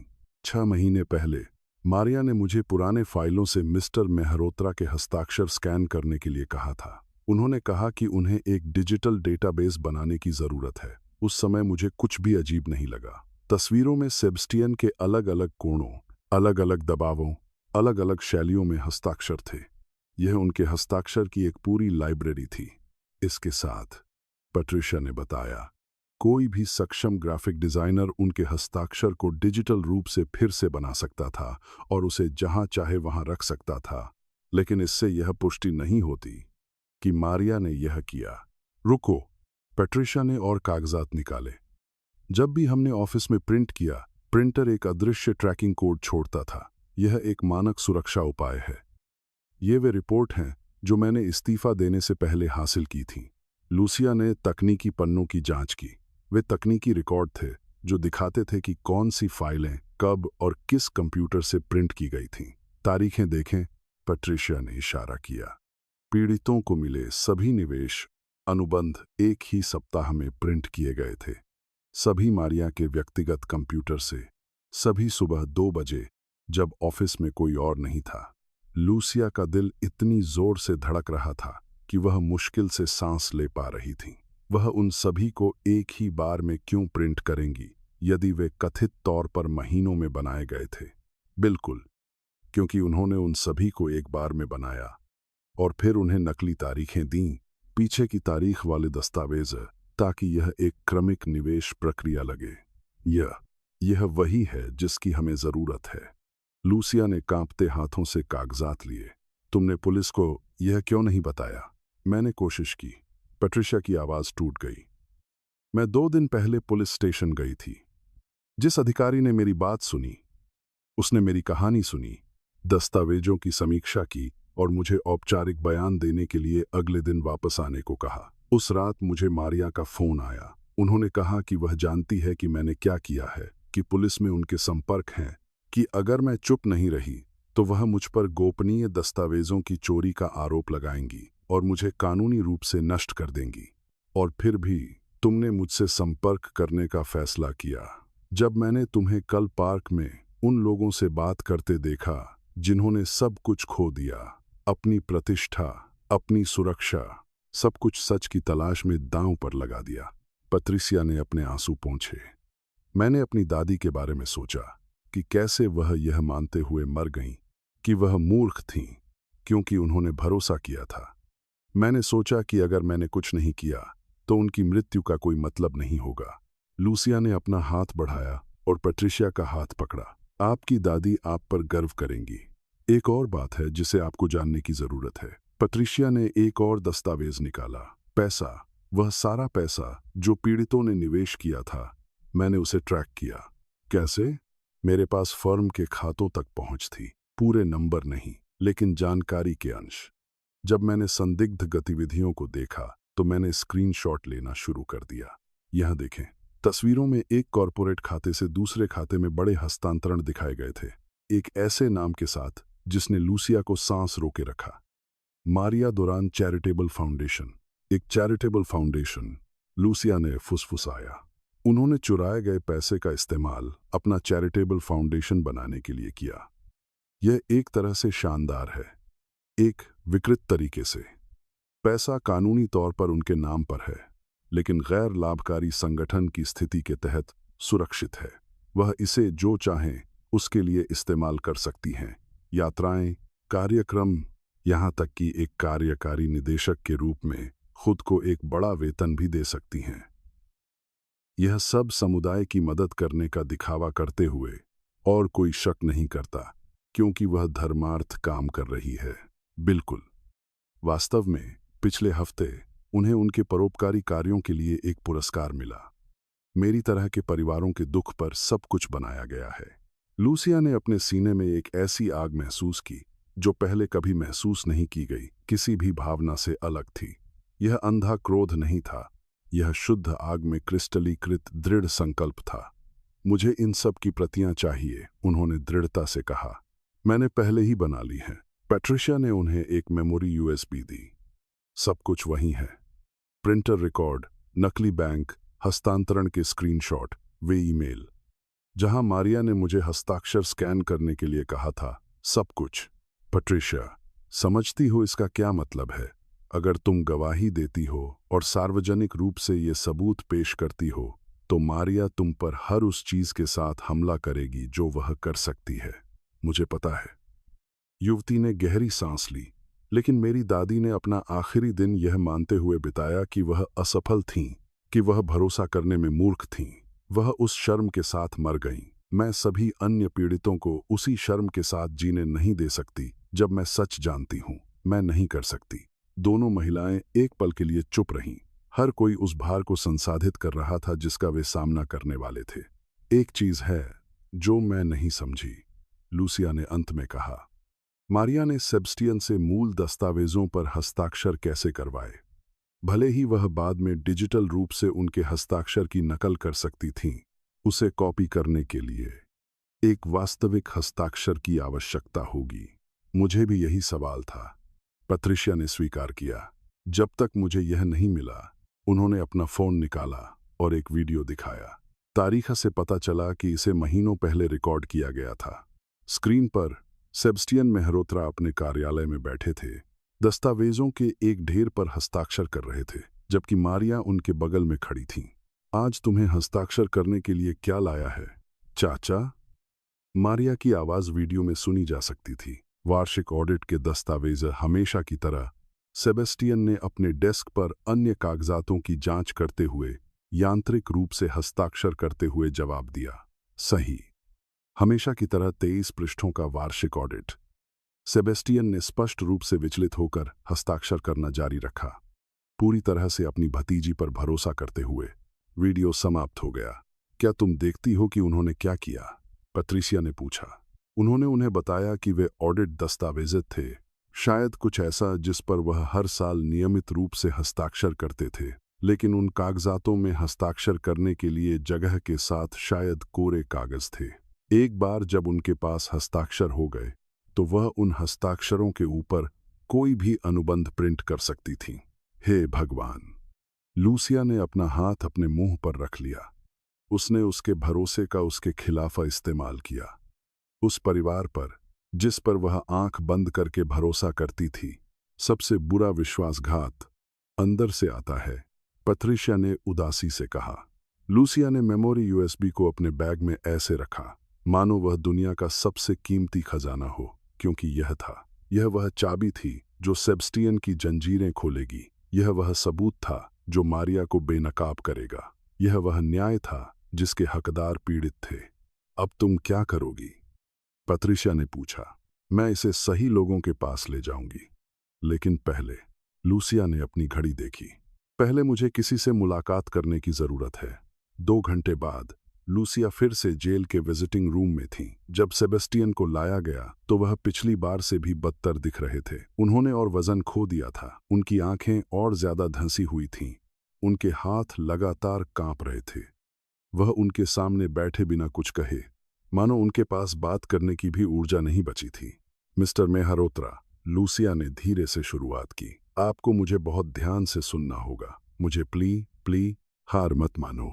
नहीं, अभी नहीं। लूसिया, मैं और नहीं कर सकता। मेरे वकील ने मुझे बताया कि अभियोजन पक्ष के पास नए सबूत हैं कि वे अब तुम्हें भी मेरे सहयोगी के रूप में जांच रहे हैं। यह मेरी गलती है। मैंने गलत व्यक्ति पर भरोसा किया और अब तुम मेरी गलतियों की सजा भुगत रहे हो। यह आपकी गलती नहीं थी, यह आपकी दयालुता थी। आपके परिवार पर भरोसा करने की आपकी इच्छा थी। यह कोई कमजोरी नहीं है, यह एक ऐसी बुराई है जिसका किसी बुरे इंसान ने फायदा उठाया। इससे क्या फर्क पड़ता है? यह सब फर्क पड़ता है क्योंकि मेरे पास सबूत हैं। मेरे पास इस बात का वास्तविक और अचूक सबूत है कि वास्तव में यह सब किसने किया। सेबस्टियन ने धीरे धीरे ऊपर देखा और हफ्तों में पहली बार लूसिया ने उन थकी हुई आंखों में आशा की कोई झलक देखी। क्या आपकी भतीजी मारिया ने यह सब योजना बनाई, दस्तावेज जाली किए, पैसा चुराया और हर अपराध को छिपाने के लिए आपके नाम का इस्तेमाल किया? सेबस्टियन के गालों से आंसू बहने लगे। मारिया, मेरी मृत बहन की बेटी, वह बच्ची जिसे मैंने बड़ा होने में मदद की, जिसे मैंने विश्वविद्यालय में समर्थन दिया, जिसे मैंने अपनी बेटी की तरह माना। मुझे पता है, और मुझे पता है कि यह आपको किसी भी चीज से ज्यादा दुख दे रहा होगा। वह ऐसा कैसे कर सकी? वह उन सभी लोगों के साथ, अपने ही परिवार के साथ ऐसा कैसे कर सकी? मुझे नहीं पता, लेकिन मैं यह सुनिश्चित करूंगी कि वह हर उस जिंदगी के लिए भुगतान करे जिसे उसने बर्बाद किया है। मैं तुमसे वादा करती हूं। सेबेस्टियन ने टेबल के आर पार लूसिया के हाथ पकड़ लिए। संपर्क न करने के नियम को एक पल के लिए भूल गए। सावधान रहना। अगर मारिया इस सब में सक्षम है तो उसकी क्षमता की कोई सीमा नहीं है। अगर उसे पता चलता है कि तुम्हारे पास सबूत हैं, उसे पता चल गया है। उसने मुझे सार्वजनिक रूप से नष्ट करने की कोशिश की, लेकिन मैं हार नहीं मानूंगी। क्यों? सेबस्टियन ने टूटी आवाज में पूछा। तुम मेरे लिए इतना जोखिम क्यों उठा रही हो, लूसिया? वह मुस्कुराई, हालांकि उनकी आंखें भावना से चमक रही थीं।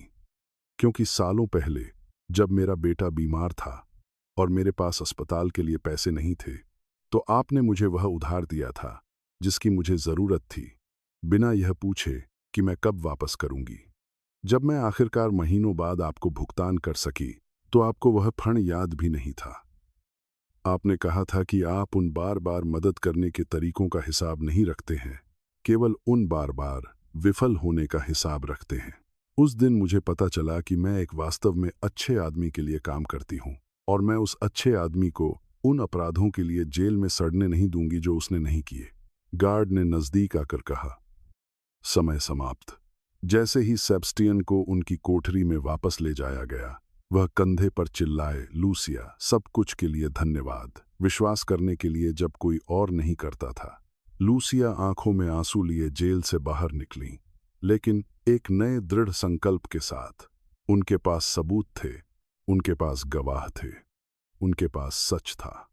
अब उन्हें बस ऐसी शक्ति की जरूरत थी जो उसे सुन सके, और वह जानती थी कि किससे संपर्क करना है। क्षेत्रीय अभियोजक का कार्यालय 10 मंजिला ग्रे इमारत में था, जो विशेष रूप से डराने के लिए डिजाइन की गई लगती थी। लूसिया प्रवेश द्वार की सीढ़ियों पर चढ़ीं, मेमोरी यूएसबी को अपने हाथ में ऐसे भींचे हुए मानो वह एक ताबीज हो। उस छोटे प्लास्टिक डिवाइस में वह सबूत सुरक्षित थे जो सब कुछ बदल देंगे। वह पूरी रात नहीं सोई थी, यह अभ्यास करते हुए कि वह क्या कहेंगी, सबूत तैयार करते हुए, यह कल्पना करते हुए कि वह साक्ष्य को कैसे प्रस्तुत करेंगी ताकि उसे नजरअंदाज न किया जा सके। यह उनका एकमात्र मौका था। यदि अभियोजक ने सबूतों को अस्वीकार कर दिया, यदि उन्होंने उसे सुनने का फैसला नहीं किया, तो सब कुछ खो जाएगा। मैं अभियोजक रोबल्स से मिलने आई हूं, उन्होंने एक युवा महिला रिसेप्शनिस्ट को बताया, जिसने उन्हें ऊब चुके भाव से देखा। यह मेहरोत्रा मामले के बारे में है। मेरे पास नए सबूत हैं। क्या आपके पास अपॉइंटमेंट है? नहीं, लेकिन यह जरूरी है। यह ऐसी जानकारी है जो मामले को पूरी तरह से बदल सकती है। रिसेप्शनिस्ट ने आह भरी, मानो यह 100वां व्यक्ति हो जिसने उस दिन महत्वपूर्ण जानकारी होने का दावा किया हो। अभियोजक रोबल्स बिना अपॉइंटमेंट के मुलाकात नहीं करते हैं। आप अपने दस्तावेज यहां छोड़ सकती हैं। मैं कुछ नहीं छोड़ूंगी, लूसिया ने दृढ़ता से कहा। मुझे उनसे व्यक्तिगत रूप से बात करने की जरूरत है। मुझे यह सुनिश्चित करने की जरूरत है कि वह इसे अपनी आंखों से देखें। मैडम, मैंने आपको पहले ही बता दिया है कि यह समस्या क्या है। एक पुरुष की आवाज ने हस्तक्षेप किया। लूसिया मुड़ी और उन्होंने एक मध्यम आयु वर्ग के व्यक्ति को देखा। बेदाग सूट, महीन चमड़े का ब्रीफकेस। उनका चेहरा समाचारों से परिचित था। यह अभियोजक रोबल्स स्वयं थे। अभियोजक। लूसिया रिसेप्शनिस्ट के रोकने से पहले ही आगे बढ़ गईं। मेरा नाम लूसिया रामेश्वरम है। मैं सेबेस्टियन मेहरोत्रा के लिए काम करती थी। मेरे पास सबूत हैं जो उनकी बेगुनाही साबित करते हैं। रोबल्स के चेहरे पर भाव तुरंत बदल गया। उनके चेहरे पर एक तिरस्कार भरी मुस्कान आई। मिसेजेस रामेश्वरम, मैंने आपको समाचारों में देखा है। क्या आप वह नौकरानी नहीं हैं जिस पर सहयोगी होने का आरोप है? वे आरोप झूठे हैं। यह सब मुझे बदनाम करने की एक मुहिम का हिस्सा है, क्योंकि मैं सच खोज रही हूं। हाँ, एक साजिश। अभियोजक का लहजा मुश्किल से छिपा हुआ मजाक था। मैडम, मुझे हर हफ्ते 3 बार ये बेगुनाही के दावे मिलते हैं। हताश परिवार, वफादार कर्मचारी, सभी को विश्वास है कि उनका बॉस या रिश्तेदार उन अपराधों को नहीं कर सका जिनका उन पर आरोप है। लेकिन तथ्य हैं।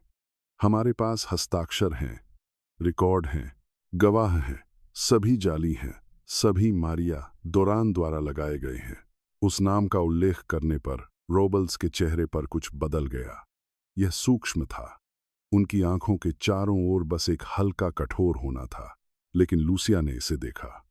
मिस दोरान एक सम्मानित वकील हैं जिन्होंने अपने ही चाचा के अपराधों का खुलासा करने का साहस किया। वह इस मामले में एक नायिका हैं। वह अपराधी हैं, लूसिया ने जोर देकर कहा। और मेरे पास सबूत हैं, प्रिंटर रिकॉर्ड, जो दिखाते हैं कि दस्तावेज वास्तव में कब बनाए गए थे। बैंक हस्तांतरण के स्क्रीनशॉट, एक गवाह जो सीधे उनके साथ काम करता था और गवाही देने को तैयार है। एक गवाह। रोबल्स ने अपनी भौहें उठाईं। कौन? मारिया दोरान की पूर्व कानूनी सहायक पैट्रिशिया मेंडेस। एक पल के लिए, बस एक पल के लिए, लूसिया ने अभियोजक के चेहरे पर कुछ देखा। सच्ची हैरानी, शायद चिंता भी, लेकिन वह जल्दी से संभल गईं। मिसेज रामेश्वरम, मैं आपके समर्पण की सराहना करती हूं, लेकिन यह मामला बंद है। हमारे पास मिस्टर मेहरोत्रा के खिलाफ भारी सबूत हैं। यदि आपके पास नई जानकारी है तो आप इसे उचित कानूनी प्रक्रिया में अपने बचाव पक्ष के वकील के माध्यम से औपचारिक रूप से प्रस्तुत कर सकती हैं।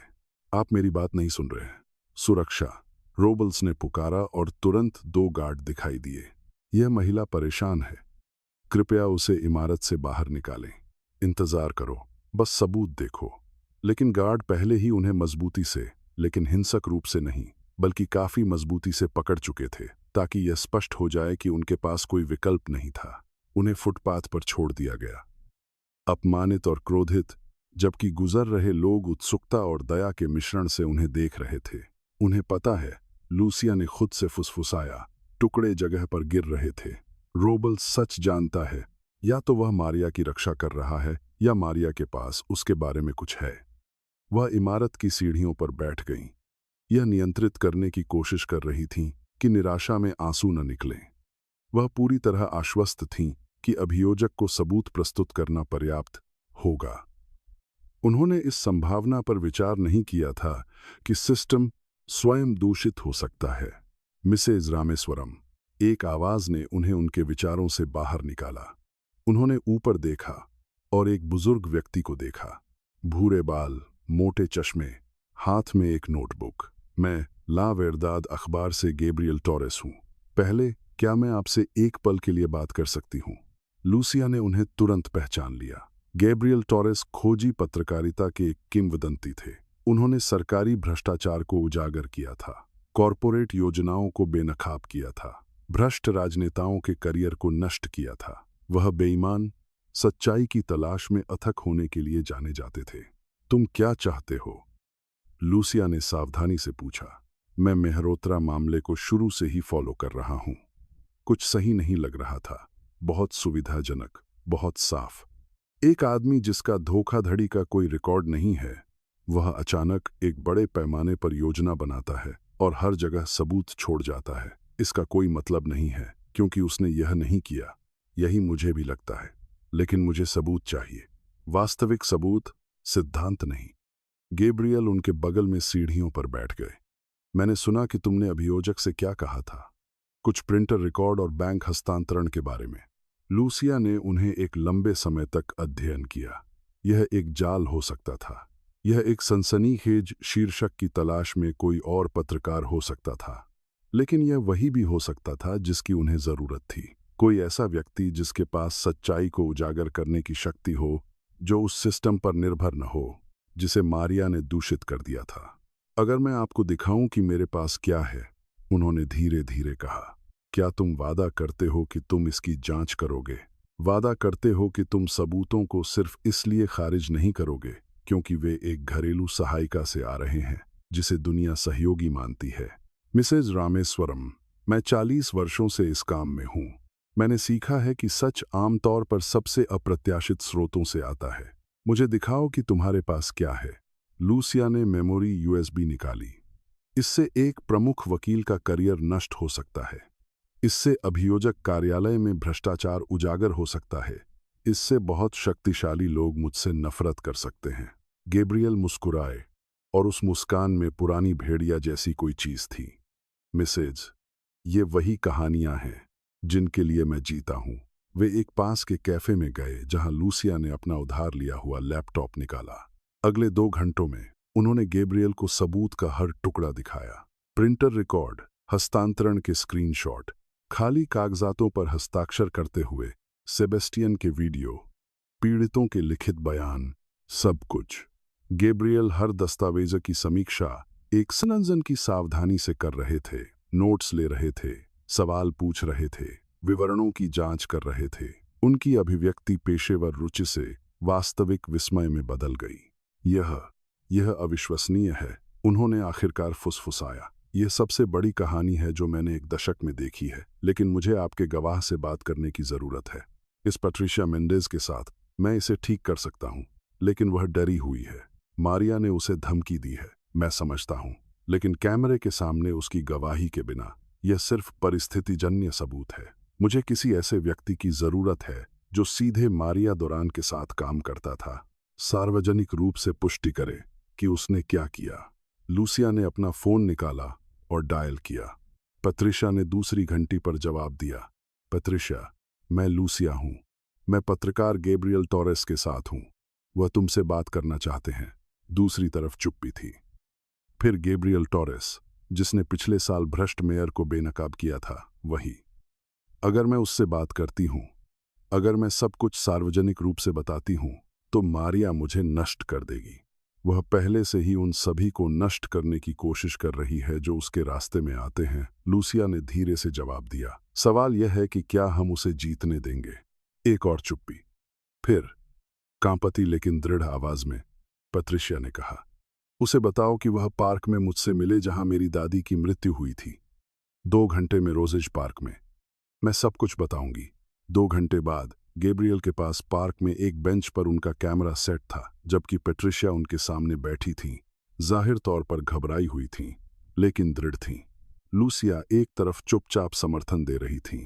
पेट्रिशिया, गैब्रियल ने धीमी आवाज में शुरुआत की, मुझे अपनी दादी के बारे में बताओ। और पेट्रिशिया ने बात की।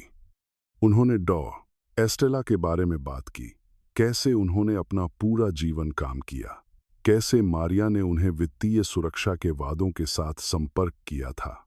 उन्होंने बताया कि कैसे उन्होंने सब कुछ खोने पर अपनी दादी को कमजोर होते देखा, कैसे वह अपनी दवाइयों का भुगतान न कर पाने के कारण मर गईं। दर्द हर शब्द में दिखाई दे रहा था जबकि वह बात कर रही थीं। कच्ची भावना, वास्तविक दर्द, वह सच्चाई जिसे जाली नहीं किया जा सकता था। फिर पेट्रिशिया ने मारिया के लिए अपने काम के बारे में बताया। उन्होंने वर्णन किया कि कैसे उनसे सेबस्टियन के हस्ताक्षर स्कैन करने के लिए कहा गया था। उन्होंने प्रिंटर रिकॉर्ड दिखाए। उन्होंने खाली कागजात पर हस्ताक्षर करते हुए सेबस्टियन के वीडियो के बारे में बताया। मारिया ऐसा क्यों करेंगी? गैब्रियल ने पूछा। शुरुआत में मैं इसे नहीं समझी, लेकिन फिर मैंने जांच शुरू की। मारिया दौरान चैरिटेबल फाउंडेशन, जहां सारा चुराया हुआ पैसा है, उसे 200 रुपये का वार्षिक वेतन देता है। यह धर्मार्थ कार्य के बहाने अंतर्राष्ट्रीय यात्राएं, गाला कार्यक्रम, सब कुछ वित्त पोषित करता है। उसने अपने लिए आय का एक अंतहीन स्रोत बनाया है, मेरे जैसे परिवारों के दुख का उपयोग करके। और अभियोजक रोबल्स को इसके बारे में कुछ पता है? पेट्रिशिया झिझकी, फिर सिर हिलाया। मैंने दस्तावेज देखे। फाउंडेशन से रोबल्स की पत्नी के नाम पर एक खाते में हस्तांतरण 50 रुपये धर्मार्थ दान के रूप में सूचीबद्ध थे। लेकिन यह ठीक उसी समय हुआ जब रोबल्स ने मेहरोत्रा मामला संभाला था। गैब्रियल स्थिर हो गए। क्या तुम कह रही हो कि मारिया दोरान ने मामले के प्रभारी अभियोजक को रिश्वत दी? मैं कह रही हूं कि फाउंडेशन से अभियोजक के परिवार को 50 रुपये का हस्तांतरण हुआ है। आप अपने निष्कर्ष निकाल सकती हैं। साक्षात्कार 40 मिनट तक जारी रहा। जब यह समाप्त हुआ तो गैब्रियल ने कैमरा बंद कर दिया और दोनों महिलाओं को गंभीर अभिव्यक्ति के साथ देखा। यह कल के संस्करण में प्रकाशित होगा, हमारी वेबसाइट पर पूरे वीडियो के साथ फ्रंट पेज पर। एक बार यह प्रकाशित हो जाने के बाद कोई वापसी नहीं होगी। क्या तुम दोनों इसके लिए तैयार हो जो आने वाला है? क्या यह कितना बुरा हो सकता है? पेट्रिशिया ने बिना हंसी के पूछा। मारिया दौरान सब कुछ से इनकार करेंगी। वह सर्वश्रेष्ठ वकीलों को काम पर रखेंगी। वह तुम दोनों को बदनाम करने, धमकी देने की कोशिश करेंगी। तुम्हारी विश्वसनीयता के हर टुकड़े को नष्ट करने की कोशिश करेंगी। यह भद्दा होगा। उसे कोशिश करने दो, लूसिया ने साहस से कहा। उसने हमसे वह सब कुछ छीन लिया है जो हम खो सकते थे। हमारे पास जो कुछ बचा है वह सच है, और यह कुछ ऐसा है जिसे वह हमसे नहीं छीन सकती। गैब्रियल ने अनुमोदन के साथ मुस्कुराया। तो कल मिलते हैं सुर्खियों में। लूसिया और पेट्रिशिया एक साथ पार्क से बाहर निकलीं। कई मिनटों तक चुपचाप चलती रहीं। आखिरकार पेट्रिशिया ने बात की। क्या तुम्हें लगता है कि यह काम करेगा, कि सच मायने रखेगा? इसे रखना होगा, लूसिया ने जवाब दिया। क्योंकि अगर यह मायने नहीं रखता है तो कुछ भी मायने नहीं रखता है। उन्हें सड़क के पार एक कार में बैठा आदमी दिखाई नहीं दिया। वही आदमी जो कई दिनों से लूसिया का पीछा कर रहा था। वही आदमी जिसने अभी अभी गैब्रियल टोरेस के साथ पूरी मुलाकात की तस्वीरें खींची थीं और जो अब उन तस्वीरों को सीधे मारिया दोरान को भेज रहा था। अपने कार्यालय में मारिया को तस्वीरें मिलीं और उन्होंने महसूस किया कि उनके सीने में गुस्सा बढ़ रहा है। गैब्रियल टोरेस, घरेलू सहायिका गैब्रियल राक्षस टोरेस के पास गई थी। उन्होंने एक नंबर डायल किया जिसका उन्होंने पहले कभी इस्तेमाल नहीं किया था। जब उन्होंने जवाब दिया तो उनकी आवाज शुद्ध बर्फ जैसी थी। मुझे एक एहसान चाहिए, एक बड़ा एहसान, और मुझे यह आज रात चाहिए। क्योंकि मारिया दोरान एक घरेलू सहायिका और एक धोखेबाज सहायक द्वारा रोके जाने के लिए इतनी दूर नहीं आई थी। एक बैकअप योजना थी। हमेशा एक बैकअप योजना होती है। और सुबह तक मारिया ने पेट्रिशिया को भी नष्ट करने की कोशिश करने के लिए सावधानी से रखे गए झूठ का इस्तेमाल किया होगा। ऐसे रहस्य जो मारिया ने सावधानी से रखे थे, उनका उपयोग करने के लिए सही समय का इंतजार कर रहे थे। सच्चाई के लिए युद्ध अब और गंदा होने वाला था जितना किसी ने कभी सोचा था। सुबह धूप के साथ आई उस छोटे से कमरे की खिड़कियों से जहां लूसिया ने बमुश्किल 3 घंटे की नींद ली थी। उनका फोन सुबह 6 बजे से लगातार कंपन कर रहा था। संदेश, कॉल, सूचनाएं जो लगातार आ रही थीं। कांपते हाथों से उन्होंने इंटरनेट ब्राउज़र खोला और वहां था ला वेरदाद की वेबसाइट के फ्रंट पेज पर पहले स्थान पर कब्जा किया हुआ मेहरोत्रा घोटाला। नौकरानी ने लाखों चुराने की भतीजी की साजिश का खुलासा किया। नीचे छोटे अक्षरों में आंतरिक गवाह ने धोखाधड़ी, संभावित भ्रष्टाचार के लिए जांच के तहत नकली वित्तीय योजना का खुलासा किया। लूसिया ने महसूस किया कि उनका दिल तेज हो गया है। जैसे ही उन्होंने लेख पढ़ा, गैब्रियल टोरेस ने एक त्रुटिहीन काम किया था। हर जानकारी का टुकड़ा सावधानी से प्रस्तुत किया गया था। प्रिंटर रिकॉर्ड की तस्वीरें, नकली फाउंडेशन में हस्तांतरण के स्क्रीनशॉट और वीडियो। पैट्रिशिया का पार्क में बैठा हुआ विमिया, जहां उनकी दादी की मृत्यु हुई थी, ईमानदारी से अपनी कहानी बता रही थी जिसे मानना असंभव था। प्रकाशन के बाद पहले 30 मिनटों में लेख 10 से अधिक बार साझा किया गया था। टिप्पणियां स्वर बदलने लगी थीं। मुझे हमेशा पता था कि इस मामले में कुछ सही नहीं था। वह वकील दौरान हमेशा मुझे बहुत ज्यादा परफेक्ट लगती थी। बेचारे मिस्टर मेहरोत्रा, हमने सच जाने बिना उन्हें जज किया। लूसिया ने तुरंत पैट्रिशिया को फोन किया। क्या तुमने लेख देखा? मैंने देखा। पैट्रिशिया की आवाज अजीब तरह से शांत थी। मुझे पहले ही अन्य मीडिया से 5 इंटरव्यू कॉल आ चुके हैं। गैब्रियल कहते हैं कि यह वायरल हो रहा है, कि दोपहर तक पूरा देश इसके बारे में बात कर रहा होगा। हम सफल हो गए, लूसिया ने फुसफुसाया, यह विश्वास करने में असमर्थ की। हमने वास्तव में कर दिखाया। अभी नहीं, मारिया पलटवार करेगी, तुम जानती हो। और पैट्रिशिया सही थी। सुबह 9 बजे जब लूसिया ने टीवी चालू किया तो उन्होंने देखा कि सभी समाचार चैनल कहानी को कवर कर रहे थे। पैनलिस्ट जोर शोर से बहस कर रहे थे, कुछ सेबस्टियन का बचाव कर रहे थे, अन्य जोर दे रहे थे कि यह सिर्फ एक पर्दा है। लेकिन ज्वार बदल रहा था। संदेह बो दिया गया था। फिर 10 बजे मारिया दोरान ने एक प्रेस कॉन्फ्रेंस बुलाई। लूसिया ने उन्हें स्क्रीन पर दिखाई देते हुए देखा, बेदाग कपड़े पहने हुए। उनकी चिंता की अभिव्यक्ति पूरी तरह से कैलिब्रेटेड थी। उनके पीछे एक बैनर था जिस पर लिखा था, पीड़ितों के लिए न्याय। उनके दोनों तरफ कथित घोटाले के 2 सबसे दिखाई देने वाले पीड़ित थे। सुप्रभि प्रभात, मारिया ने एक नरम लेकिन दृढ़ आवाज में शुरुआत की। मैं आज यहां अपने खिलाफ किए गए झूठे आरोपों का जवाब देने के लिए हूं।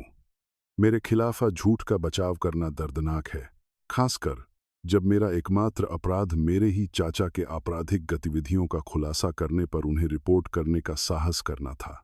लूसिया को उस आत्मविश्वासी प्रेरक आवाज को सुनकर मतली महसूस हुई। पैट्रिशिया मेंडेज, जो मुझे इन भयानक अपराधों का आरोप लगाती हैं, को मेरे फर्म से ग्राहकों के धन की चोरी के कारण महीनों पहले निकाल दिया गया था। मेरे पास दस्तावेज यही हैं। मारिया ने एक फोल्डर उठाया। जब मैंने उनसे चोरी के बारे में बात की तो उन्होंने मेरे खिलाफ कहानियां गढ़ने की धमकी दी ताकि वह बदला ले सकें। नहीं, लूसिया ने टीवी पर फुसफुसाया, नहीं, वह झूठ है। लेकिन मारिया ने खत्म नहीं किया था। इसके अलावा मुझे श्रीमती लूसिया रामेश्वरम के बारे में परेशान करने वाली जानकारी मिली है, जो कथित तौर पर सच्चाई की तलाश कर रही हैं। पता चला है कि मिसेज रामेश्वरम पर सालों पहले एक घर में चोरी के लिए मामला दर्ज किया गया था, जहां वह घरेलू सहायिका के रूप में काम करती थीं। आरोप वापस ले लिए गए थे क्योंकि परिवार ने आगे नहीं बढ़ने का फैसला किया था। लूसिया का पेट घूम गया। वह एक भयानक गलतफहमी थी, एक गहना जो गलती से उनके सफाई बैग में गिर गया था, कुछ ऐसा जो घंटों में सुलझ गया था। लेकिन मारिया उसे ऐसे पेश कर रही थीं जैसे वह एक नियमित चोर हों। ये वे 2 महिलाएं हैं जिन पर मिस्टर गैब्रियल टोरेस ने अपनी जांच के लिए भरोसा करने का फैसला किया है। मारिया ने तिरस्कार के साथ जारी रखा। चोरी के लिए निकाली गई एक नौकरानी और चोरी के रिकॉर्ड वाली एक महिला, और हमें एक सम्मानित वकील और 20 वर्षों की निर्दोष सेवा वाले एक अभियोजक के खिलाफ उनके आरोपों पर विश्वास करना चाहिए। लूसिया का फोन बजना शुरू हो गया। यह पैट्रिशिया थी, और जब उन्होंने जवाब दिया तो उन्होंने दूसरी तरफ से सिसकियां सुनी। लूसिया, मेरा बैंक खाता। वे कह रहे हैं कि संदिग्ध हस्तांतरण है, लेकिन मैंने फर्म से कुछ नहीं चुराया। मारिया मेरे लिए भी नकली सबूत लगा रही है, जैसा उसने सेबस्टियन के लिए किया था। मुझे पता है। सांस लो, हम करेंगे। मैं यह नहीं कर सकती। पैट्रिशिया की आवाज पूरी तरह टूट गई। मेरा परिवार मुझे फोन कर रहा है। वे कह रहे हैं कि पुलिस मेरे घर गई थी। वे कह रहे हैं कि वे मुझे गिरफ्तार करने जा रहे हैं। लूसिया, मुझे डर लग रहा है। पैट्रिशिया, सुनो, तुम इसमें अकेली नहीं हो, हम करेंगे। लाइन कट गई। लूसिया ने बार बार वापस कॉल करने की कोशिश की, लेकिन पैट्रिशिया जवाब नहीं दे रही थी। उन्होंने गैब्रियल टोरेस को फोन किया। मैंने उसे देखा, गैब्रियल ने कहा, बिना किसी भूमिका के। मारिया अच्छी है, बहुत अच्छी है। उसने पहले ही जनता की राय में संदेह पैदा कर दिया है। सोशल मीडिया बोटा हुआ है। हम क्या करें? हमें कुछ और चाहिए, कुछ अचूक, जो दोबारा व्याख्या या बदला ना जा सके। क्या और कुछ है? कोई और सबूत जो हमने इस्तेमाल नहीं किया? मुझे नहीं पता। सोचो लूसिया, कुछ तो होना चाहिए, कोई ऐसा विवरण जिसे हमने नजरअंदाज कर दिया हो। लूसिया ने अपनी आंखें बंद कर लीं, अपने दिमाग को हर बातचीत, हर पल, हर जानकारी के टुकड़े को याद करने के लिए मजबूर किया। और फिर उन्हें कुछ याद आया, कुछ ऐसा जिसका उल्लेख डॉन रॉबर्ट ने यूं ही किया था, बैकअप सिस्टम। डॉन रॉबर्ट का उल्लेख सिस्टम बैकअप के बारे में था। उन्होंने कहा कि सेबेस्टियन के पास अपनी सभी फाइलों के लिए एक स्वचालित बैकअप सिस्टम था।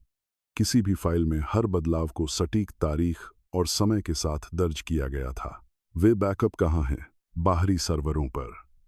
सेबेस्टियन जानकारी खोने को लेकर इतने डरते थे कि सब कुछ स्वचालित रूप से क्लाउड पर सहेजा जाता था। और हम उस तक कैसे पहुंचते हैं, मुझे नहीं पता। हमें सेबेस्टियन के पासवर्ड की जरूरत होगी, और वह बिना पहुंच के जेल में है। अब वह जानकारी प्राप्त करो। इस बीच मैं एक सिस्टम विशेषज्ञ से संपर्क करूंगा, ताकि वह तैयार रहे जब हमें पहुंच मिले। लूसिया ने अपना बैग उठाया और दौड़ पड़ी।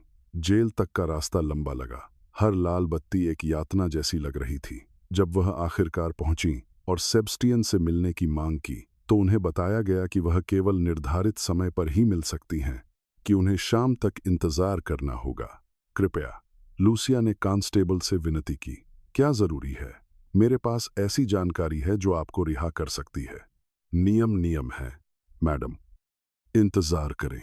10 मिनट बाद वह सेबेस्टियन के सामने बैठी थी, जो अप्रत्याशित मुलाकात से भ्रमित लग रहे थे। लूसिया, क्या हुआ?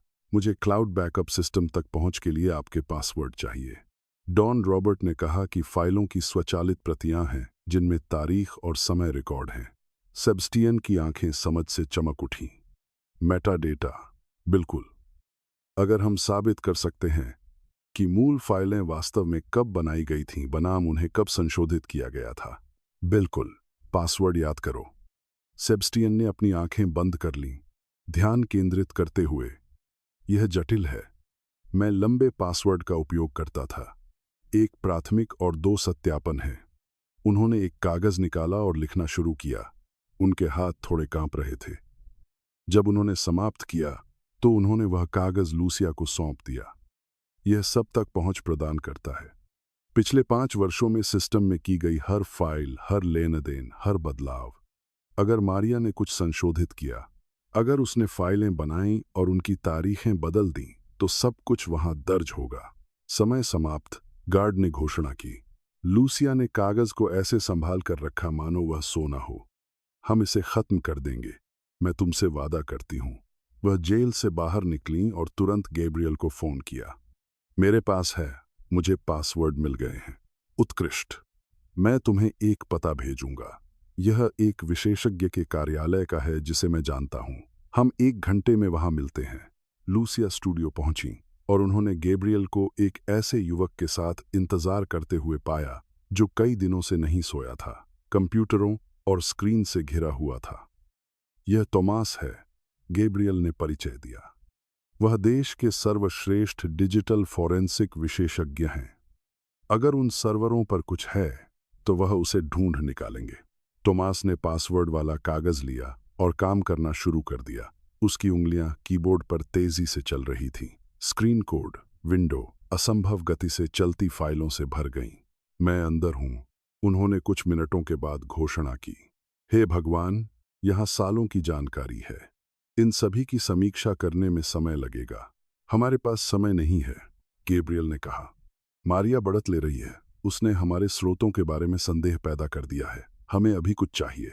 निवेश से जुड़ी फाइलों पर ध्यान केंद्रित करें, लूसिया ने सुझाव दिया। वे अनुबंध जो कथित तौर पर सेबस्टियन ने बनाए थे। टोमास तेजी से टाइप करता रहा। यहां मैं निवेश अनुबंध देख रहा हूं और यह दिलचस्प है। क्या? लूसिया और गैब्रियल स्क्रीन के करीब आए। मूल फाइलें सभी एक ही तारीख और समय पर बनाई गई थीं, ठीक वैसे ही जैसे तुमने कहा था। लेकिन यह देखो, टोमास ने स्क्रीन पर संख्याओं की एक श्रृंखला की ओर इशारा किया। इन फाइलों तक बाद में कई बार पहुंचा गया और उन्हें संशोधित किया गया, और प्रत्येक संशोधन एक विशिष्ट आईपी पते से किया गया था। क्या तुम उस आईपी पते को ट्रैक कर सकते हो? मैं पहले से ही कर रहा हूं। और टाइपिंग। आईपी मारिया दोरान के कानूनी कार्यालय से संबंधित है, वास्तव में उनके व्यक्तिगत कंप्यूटर से। तो उसने सेबेस्टियन के सिस्टम तक पहुंच प्राप्त की और फाइलों को संशोधित किया, गैब्रियल ने पुष्टि की। इतना ही नहीं, टोमास ने और विंडो खोली, तारीखें देखें। संशोधन उन अवधियों के दौरान किए गए थे जहां रिकॉर्ड दिखाते हैं कि मिस्टर मेहरोत्रा देश से बाहर थे। यहां अंतर्राष्ट्रीय उड़ानों के रिकॉर्ड हैं। यह असंभव है कि उन्होंने ये बदलाव किए हों। लूसिया को लगा जैसे उनके घुटने कांप रहे हों। क्या तुम इन सब की प्रिंट आउट ले सकते हो? एक रिपोर्ट बना सकता हूं जो दिखाए कि वास्तव में क्या संशोधित किया गया था, कब और कहां से। मैं इससे बेहतर कर सकता हूं। मैं एक विजुअल प्रेजेंटेशन बना सकता हूं जो पूरी समय रेखा दिखाए। जो भी जज इसे देखेगा वह तुरंत समझ जाएगा कि क्या हुआ। अगले 3 घंटे जबरदस्त काम के थे। टोमास ने सटीक फॉरेंसिक दस्तावेजीकरण के साथ ग्राफ, समय रेखा, स्क्रीनशॉट के साथ एक विस्तृत रिपोर्ट बनाई। जब उन्होंने काम पूरा कर लिया तो गैब्रियल ने एक प्रति ली और मुस्कुराए। यह अचूक है, यही हमें चाहिए था। और अब क्या? लूसिया ने पूछा। अब हम सीधे अदालत जा रहे हैं, अभियोजक के पास नहीं, पहले प्रेस के पास नहीं, सीधे उस न्यायाधीश के पास जो मामला संभाल रहा है। इसके साथ वे तुरंत जांच फिर से खोलने का आदेश जारी कर सकते हैं। वे शाम 4 बजे अदालत पहुंचे। न्यायाधीश के सहायक ने शुरू में बिना अपॉइंटमेंट के उन्हें देखने से इनकार कर दिया, लेकिन गैब्रियल ने जोर देकर कहा कि उनके पास एक हाई प्रोफाइल मामले में महत्वपूर्ण सबूत हैं। 20 मिनट की प्रतीक्षा के बाद, जो अनंत काल की तरह लगी, उन्हें न्यायाधीश हर्नांडेज के कार्यालय में प्रवेश दिया गया। वह एक वृद्ध व्यक्ति थे, कठोर अभिव्यक्ति वाले, लेकिन बुद्धिमान आंखें। उन्होंने खामोशी से उनका परिचय सुना, फिर सबूत देखने को कहा। टोमास ने अपना लैपटॉप जोड़ा और प्रस्तुति शुरू की। उन्होंने मूल फाइलें दिखाईं, संशोधन, आईपी पते, सेबस्टियन की यात्रा रिकॉर्ड, सब कुछ पूर्ण स्पष्टता के साथ प्रस्तुत किया। न्यायाधीश पूरी प्रस्तुति के दौरान एक शब्द भी नहीं बोले। जब वो समाप्त हुए तो वो अपनी कुर्सी पर पीछे झुक गए और अपना चश्मा उतार दिया। यह असाधारण है, उन्होंने आखिरकार कहा। अगर यह जानकारी प्रामाणिक है और मुझे स्वतंत्र विशेषज्ञों द्वारा इसकी पुष्टि करने की आवश्यकता होगी, तो हम न केवल मिस्टर मेहरोत्रा की रिहाई देख रहे हैं, बल्कि धोखाधड़ी, दस्तावेजों के जालसाजी और न्याय में बाधा डालने के लिए मिस दोरान के खिलाफ आपराधिक आरोप भी देख रहे हैं। यह प्रामाणिक है, माननीय, टोमास ने आश्वासन दिया। सब कुछ सत्यापित किया जा सकता है। सर्वर बरकरार हैं, रिकॉर्ड आधिकारिक हैं। इस स्तर पर मेटाडेटा को जाली करने का कोई तरीका नहीं है। मैं मिस्टर मेहरोत्रा के मुकदमे को तुरंत निलंबित करने का आदेश जारी करूंगा जब तक इसकी जांच नहीं हो जाती। मैं मिस दोरान को पूछताछ के लिए बुलाने का आदेश भी दूंगा और मैं अभियोजक रोबल्स के खिलाफ औपचारिक जांच का अनुरोध करूंगा। लूसिया को लगा जैसे वह राहत से रो सकती हैं, लेकिन उन्होंने खुद को रोक लिया। एक और बात है, माननीय, गैब्रियल ने कहा, इस महिला को सार्वजनिक रूप से बदनाम किया गया है। उसकी बेटी ने अपनी नौकरी खो दी, उसकी प्रतिष्ठा नष्ट हो गई। क्या कुछ किया जा सकता है? न्यायाधीश ने लूसिया की ओर दयालु अभिव्यक्ति के साथ देखा। एक बार जब मेरा आदेश जारी हो जाएगा तो मैं एक सार्वजनिक बयान दूंगा जिसमें बताया जाएगा कि नए सबूत सामने आए हैं। मैं मिसेज रामेश्वरम को हुए नुकसान की भरपाई नहीं कर सकता, लेकिन मैं उनके नाम को बहाल करने की प्रक्रिया शुरू कर सकता हूं। जब वे अदालत से बाहर निकले तो सूरज डूबना शुरू हो गया था। लूसिया सीढ़ियों पर रुकीं, हफ्तों में पहली बार गहरी सांस ली। तुमने कर दिखाया, गैब्रियल ने धीरे से कहा। सभी बाधाओं के बावजूद तुमने किया। हमने किया, लूसिया ने सुधारा। हम सब ने किया। उनका फोन बजा। यह एक अज्ञात नंबर था। जब उन्होंने जवाब दिया तो उन्होंने दूसरी तरफ से सिसकियां सुनी। लूसिया पैट्रिशिया थीं। मैंने अभी समाचार देखा। वे कह रहे हैं कि न्यायाधीश ने मामला निलंबित कर दिया है, कि नए सबूत हैं। क्या यह सच है? हाँ, यह सच है। सब कुछ ठीक हो जाएगा, मैं तुमसे वादा करती हूं। लेकिन लूसिया नहीं जानती थी कि उसी क्षण मारिया दौरान अपने कार्यालय में वही समाचार देख रही थी और एक ऐसा निर्णय ले रही थी जो सब कुछ फिर से बदल देगा। क्योंकि जब शक्तिशाली गिरते हैं तो वे चुपचाप नहीं गिरते, और मारिया दौरान ने अभी तक लड़ना खत्म नहीं किया था। न्यायाधीश हर्नांडेज का आदेश शहर पर गरज की तरह गिरा। अगली सुबह तक सभी समाचार चैनल एक ही खबर प्रसारित कर रहे थे, सुर्खियां जो कुछ दिन पहले असंभव लगती थीं। मेहरोत्रा मामला। न्यायाधीश ने जालसाजी के सबूतों के कारण मुकदमा निलंबित किया। वकील मारिया दौरान बड़े पैमाने पर धोखाधड़ी के लिए जांच के दायरे में। लूसिया उस रात सोई नहीं। वह सो नहीं सकती थी। जब भी उन्होंने अपनी आंखें बंद कीं, उनका दिमाग उन सभी चीजों को दोहराता था जो हुई थीं, उन सभी चीजों को जो उन्होंने दांव पर लगाई थीं, उन सभी बार जब वह हार मानने वाली थी। और अब आखिरकार तूफान के बादलों को भेदते सूरज की तरह सच्चाई सामने आ रही थी। उनका फोन रात भर बजता रहा। माफी मांगने वाले पड़ोसियों के कॉल, उन लोगों के संदेश जिन्होंने उनके बारे में झूठी खबरें साझा की थीं, अब शर्मिंदा थे, और एक कॉल जिसने उन्हें शुद्ध भावना से रोने पर मजबूर कर दिया। उनकी बेटी डेनियला। माँ, डेनियला की आवाज कांप रही थी। मेरे बॉस ने मुझे अभी फोन किया। उसने समाचार देखे। उसने मुझसे माफी मांगी। मुझे उन हफ्तों के लिए पिछला वेतन देकर बहाल किया जब मैं निलंबित थी, और माँ ने कहा कि उन्हें एक ऐसी माँ होने पर गर्व है जिसका माँ इतनी बहादुर थी। लूसिया ने फोन को अपने कान से सटा लिया। भावनाओं से दबकर बात करने में असमर्थ थी। मुझे तुम पर बहुत गर्व है, डेनियला ने जारी रखा। मैंने एक पल के लिए भी शक नहीं किया। मुझे पता था कि तुम निर्दोष हो। मुझे पता था कि तुम सच साबित करोगी। जब उन्होंने फोन काटा तो लूसिया ने आखिरकार हफ्तों से रोके रखी सभी भावनाओं को बाहर निकलने दिया। उन्होंने राहत, कृतज्ञता, शुद्ध खुशी के लिए रोया, यह जानकर कि उनकी बेटी ने कभी उन पर विश्वास नहीं खोया था।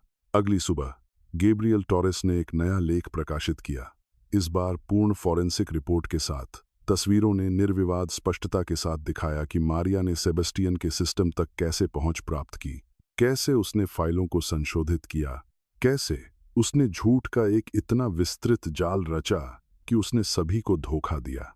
सोशल मीडिया में विस्फोट हो गया। यह राष्ट्रीय रुझान बन गया। जिन लोगों ने कुछ दिन पहले सेबेस्टियन की निंदा की थी, अब वे उनकी तत्काल रिहाई की मांग कर रहे थे, और अपने कार्यालय में उन असंभव रणनीतियों पर सलाह दे रहे बचाव पक्ष के वकीलों से घिरी हुई मारिया दौरान ने अपने सावधानीपूर्वक निर्मित दुनिया को बिना किसी भागने के रास्ते के ढहते हुए देखा। पहली बार अपने जीवन में उसके पास कोई योजना नहीं थी, कोई रास्ता नहीं था। वह हार गई थी। कुछ दिन बाद वह पल आया जिसका लूसिया अपने अस्तित्व के हर रेशे से इंतजार कर रही थी। सेबेस्टियन मेहरोत्रा की रिहाई का आदेश संसाधित हो गया और दोपहर 2 बजे उत्तरी प्रांतीय जेल के दरवाजे खुल गए। लूसिया बाहर पैट्रिशिया, गैब्रियल, डॉन रॉबर्ट और आश्चर्यजनक रूप से घोटाले के पीड़ितों में से दर्जनों के साथ इंतजार कर रही थीं, जिनमें डॉ. तेरेसा कैंपोस भी शामिल थीं, जिन्होंने अपनी उम्र और नाजुक स्वास्थ्य के बावजूद मौजूद रहने पर जोर दिया था। जब सेबेस्टियन बाहर आए, जो कमजोर लग रहे थे, लेकिन जिनकी आंखों में नई उम्मीद चमक रही थी, तो भीड़ पर सन्नाटा छा गया। वह समूह की ओर धीरे धीरे चले, मानो उन्हें विश्वास न हो रहा हो कि वह वास्तव में आजाद हैं, कि दुःस्वप्न आखिरकार खत्म हो गया है। मिस्टर मेहरोत्रा, डॉ. तेरेसा अपनी छड़ी के सहारे आगे बढ़ी। सभी ने अपनी सांस रोक ली, यह याद करते हुए कि उन्होंने गिरफ्तारी के दिन उन्हें कैसे ललकारा था। सेबेस्टियन उनके सामने रुके, यह देखने के लिए तैयार थे कि क्या हो सकता है। मुझे आपसे माफी मांगनी है, डॉ. तेरेसा ने भावना से टूटी आवाज में कहा। मैंने आपको जज किया, आपको दोषी ठहराया, आप पर चिल्लाया जब आप निर्दोष थे, जब आप भी एक पीड़ित थे। मिस्टर सेबेस्टियन ने उनके हाथों को कोमलता से पकड़ा। आपको माफी मांगने की जरूरत नहीं है, आपने सब कुछ खो दिया। आपको गुस्सा होने का पूरा अधिकार था, लेकिन आप पर नहीं। यह आप पर कभी नहीं होना चाहिए था। डॉ. तेरेसा के झुर्रीदार गालों पर आंसू बह निकले। मेरे एजुआर्डो ने हमेशा कहा था कि कभी भी किसी किताब को उसके कवर से जज मत करना, हमेशा सजा सुनाने से पहले सच खोजना, और मैं यह भूल गई। मुझे बहुत अफसोस है। जो मायने रखता है वह यह है कि अब हम सच जानते हैं। सेबेस्टियन ने भावुक आवाज में जवाब दिया, और हम यह सुनिश्चित करेंगे कि आपको वह सब कुछ वापस मिले जो आपने खो दिया है। मैं आपसे वादा करता हूं, मैं आपसे वादा करता हूं। अपने करीब यह है बना। फिर सेबेस्टियन ने लूसिया को देखा, जो थोड़ी पीछे खड़ी थीं, चमकती आंखों से दृश्य देख रही थीं। वह धीरे धीरे उनके पास आए, और एक पल के लिए वे बस दो लोग एक दूसरे को देखते रहे, जो एक साथ नरक से गुजरे थे और दूसरी तरफ से निकले थे। मैं आपका शुक्रिया अदा करने के लिए शब्द नहीं हैं, सेबेस्टियन ने कहा। आपने अंत में सब कुछ दांव पर लगा दिया, अपनी प्रतिष्ठा, अपनी सुरक्षा, अपने परिवार की शांति, मेरे लिए सब कुछ। यह सिर्फ आपके लिए नहीं था, लूसिया ने धीरे से जवाब दिया। यह सच के लिए था। यह उन सभी परिवारों के लिए था जो न्याय के हकदार थे। यह इसलिए था क्योंकि किसी को खड़ा होना था और लड़ना था जब बाकी सब हार मान चुके थे। सेबेस्टियन ने अपने हाथ फैलाए और लूसिया ने खुद को उस गले लगने की अनुमति दी जिसे वह हफ्तों से रोके हुए थीं। यह अनुचित नहीं था, यह बस दो इंसान थे जिन्होंने एक साथ तूफान से बचे थे। यह जश्न मना रहे थे कि वे आखिरकार जमीन पर पहुंच गए हैं। अगले हफ्ते कानूनी गतिविधि का एक बवंडर थे। अभियोजक रोबल्स ने औपचारिक रूप से उन पर आरोप लगने से पहले ही इस्तीफा दे दिया, हालांकि उनके कार्यों की जांच जारी रही। मारिया दुरान को बड़े पैमाने पर धोखाधड़ी, दस्तावेजों के जालसाजी, न्याय में बाधा डालने और आरोपों की एक सूची के लिए गिरफ्तार किया गया था, जिसे पूरी तरह से संसाधित करने में महीनों लगेंगे। लेकिन सबसे महत्वपूर्ण बात वह हुई जो चुराए गए पैसे के साथ हुई। फॉरेंसिक विशेषज्ञों ने हर हस्तांतरण, धन के हर कदम को ट्रैक किया। मारिया दुरान चैरिटेबल फाउंडेशन को फ्रीज कर दिया गया था, उसके खातों को जब्त कर लिया गया था, और एक विशेष सुनवाई में न्यायाधीश ने आदेश दिया कि सभी फंडों को मूल पीड़ितों को वापस किया जाए। जिस सुबह प्रतिपूर्ति शुरू हुई, लूसिया ने डॉ. तेरेसा कैंपोस के साथ बैंक तक गईं। बुजुर्ग महिला ने अपने कांपते हाथों से चेक को पकड़ा हुआ था। उसे ऐसे देख रही थी मानो उन्हें विश्वास न हो रहा हो कि यह असली है। यह सब है, उन्होंने टूटी आवाज में फुसफुसाया। यह सब जो मैंने खो दिया, हर पैसा जो मेरे एजुआर्डो ने अपनी पूरी जिंदगी बचाने के लिए काम किया, और अब मैं इसे वैसे इस्तेमाल कर सकती हूं जैसे वह चाहते। आप गरिमा के साथ जी सकती हैं, लूसिया ने महिला के कंधे को धीरे से दबाते हुए कहा। आप वह बुढ़ापा पा सकती हैं जिसकी आप हकदार हैं। क्या आप जानती हैं कि मैं पहली चीज क्या करने जा रही हूं? डॉ. तेरेसा ने एक मुस्कान के साथ पूछा, जिसने पूरी तरह से उनके थके हुए चेहरे को बदल दिया। मैं एक छोटा अपार्टमेंट किराए पर लेने जा रही हूं। कुछ भी शानदार नहीं, बस एक अपनी जगह जहां मैं बिना डरे जाग सकूं कि मुझे जाने के लिए कहा जाएगा। एक ऐसी जगह जहां मैं अपने एजुआर्डो की तस्वीरें टांग सकूं और शांति से उन्हें याद कर सकूं। उस दोपहर डॉ. तेरेसा ने एक सुरक्षित पड़ोस में एक मॉडस्ट लेकिन सम्मानजनक अपार्टमेंट के किराए के अनुबंध पर हस्ताक्षर किए, और जब लूसिया ने उन्हें उनके कुछ सामान के साथ स्थानांतरित करने में मदद की, तो बुजुर्ग महिला ने अपनी नई रसोई में चाय बनाई, एक ऐसी खुशी के साथ जो उन्होंने महीनों से नहीं दिखाई थी। मेरा एजुआर्डो खुश होता, उन्होंने अपनी नई खिड़की से बाहर देखते हुए कहा। उन्होंने हमेशा कहा था कि न्याय में देरी होती है, लेकिन यह आता है। काश वह यह देखने के लिए जीवित होते कि वह कितने सही थे। इस बीच पैट्रिसिया मेंडेज उन सभी झूठे आरोपों से पूरी तरह बरी हो गईं जो मारिया ने लगाए थे। इससे ज्यादा, गवाही देने के उनके साहस ने उन्हें एक प्रशंसित सार्वजनिक व्यक्ति बना दिया। 3 लॉ फर्मों ने उन्हें नौकरी की पेशकश की, लेकिन उन्होंने धोखाधड़ी के पीड़ितों की रक्षा करने में विशेषज्ञता वाले एक को चुना। मैं जो कुछ भी सीखा है उसका उपयोग दूसरों की मदद करने के लिए करना चाहती हूँ, उन्होंने गैब्रियल टोरेस को समझाया। मेरी दादी वापस नहीं आ सकती, लेकिन मैं उनकी याद का सम्मान कर सकती हूँ, यह सुनिश्चित करके कि अन्य परिवार वह सब अनुभव न करें जो हमने अनुभव किया। हफ्तों बाद सेबेस्टियन ने अपनी हवेली में एक बैठक बुलाई, जिसे अंततः उनके अधिकारियों की जांच पूरी होने के बाद वापस कर दिया गया था। उन्होंने सभी पीड़ितों, पैट्रिशिया, गैब्रियल, डॉन रॉबर्ट और, जाहिर है, लूसिया को आमंत्रित किया था। कमरा भरा हुआ था जब सेबेस्टियन खड़े होकर बोलने लगे। उनकी उपस्थिति में काफी सुधार हुआ था। उन्होंने खोया हुआ कुछ वजन वापस पा लिया था, और हालांकि चिंता की रेखाएं अभी भी उनके चेहरे को चिह्नित करती थीं, उनकी आंखों में एक शांति दिखाई दे रही थी जो महीनों से गायब थी। मैं आप सभी को यहाँ होने के लिए धन्यवाद देना चाहता हूँ, उन्होंने शुरुआत की। पिछले कुछ हफ्तों में मुझे यह सोचने का बहुत समय मिला है कि क्या हुआ, कैसे एक व्यक्ति जिस पर मैंने पूरी तरह भरोसा किया, उसने मुझे इतनी पूरी तरह से धोखा दिया, और मैं एक निष्कर्ष पर पहुंचा हूं। सभी आगे झुके, ध्यान से सुन रहे थे। मारिया ने मेरे साथ जो किया वह भयानक था।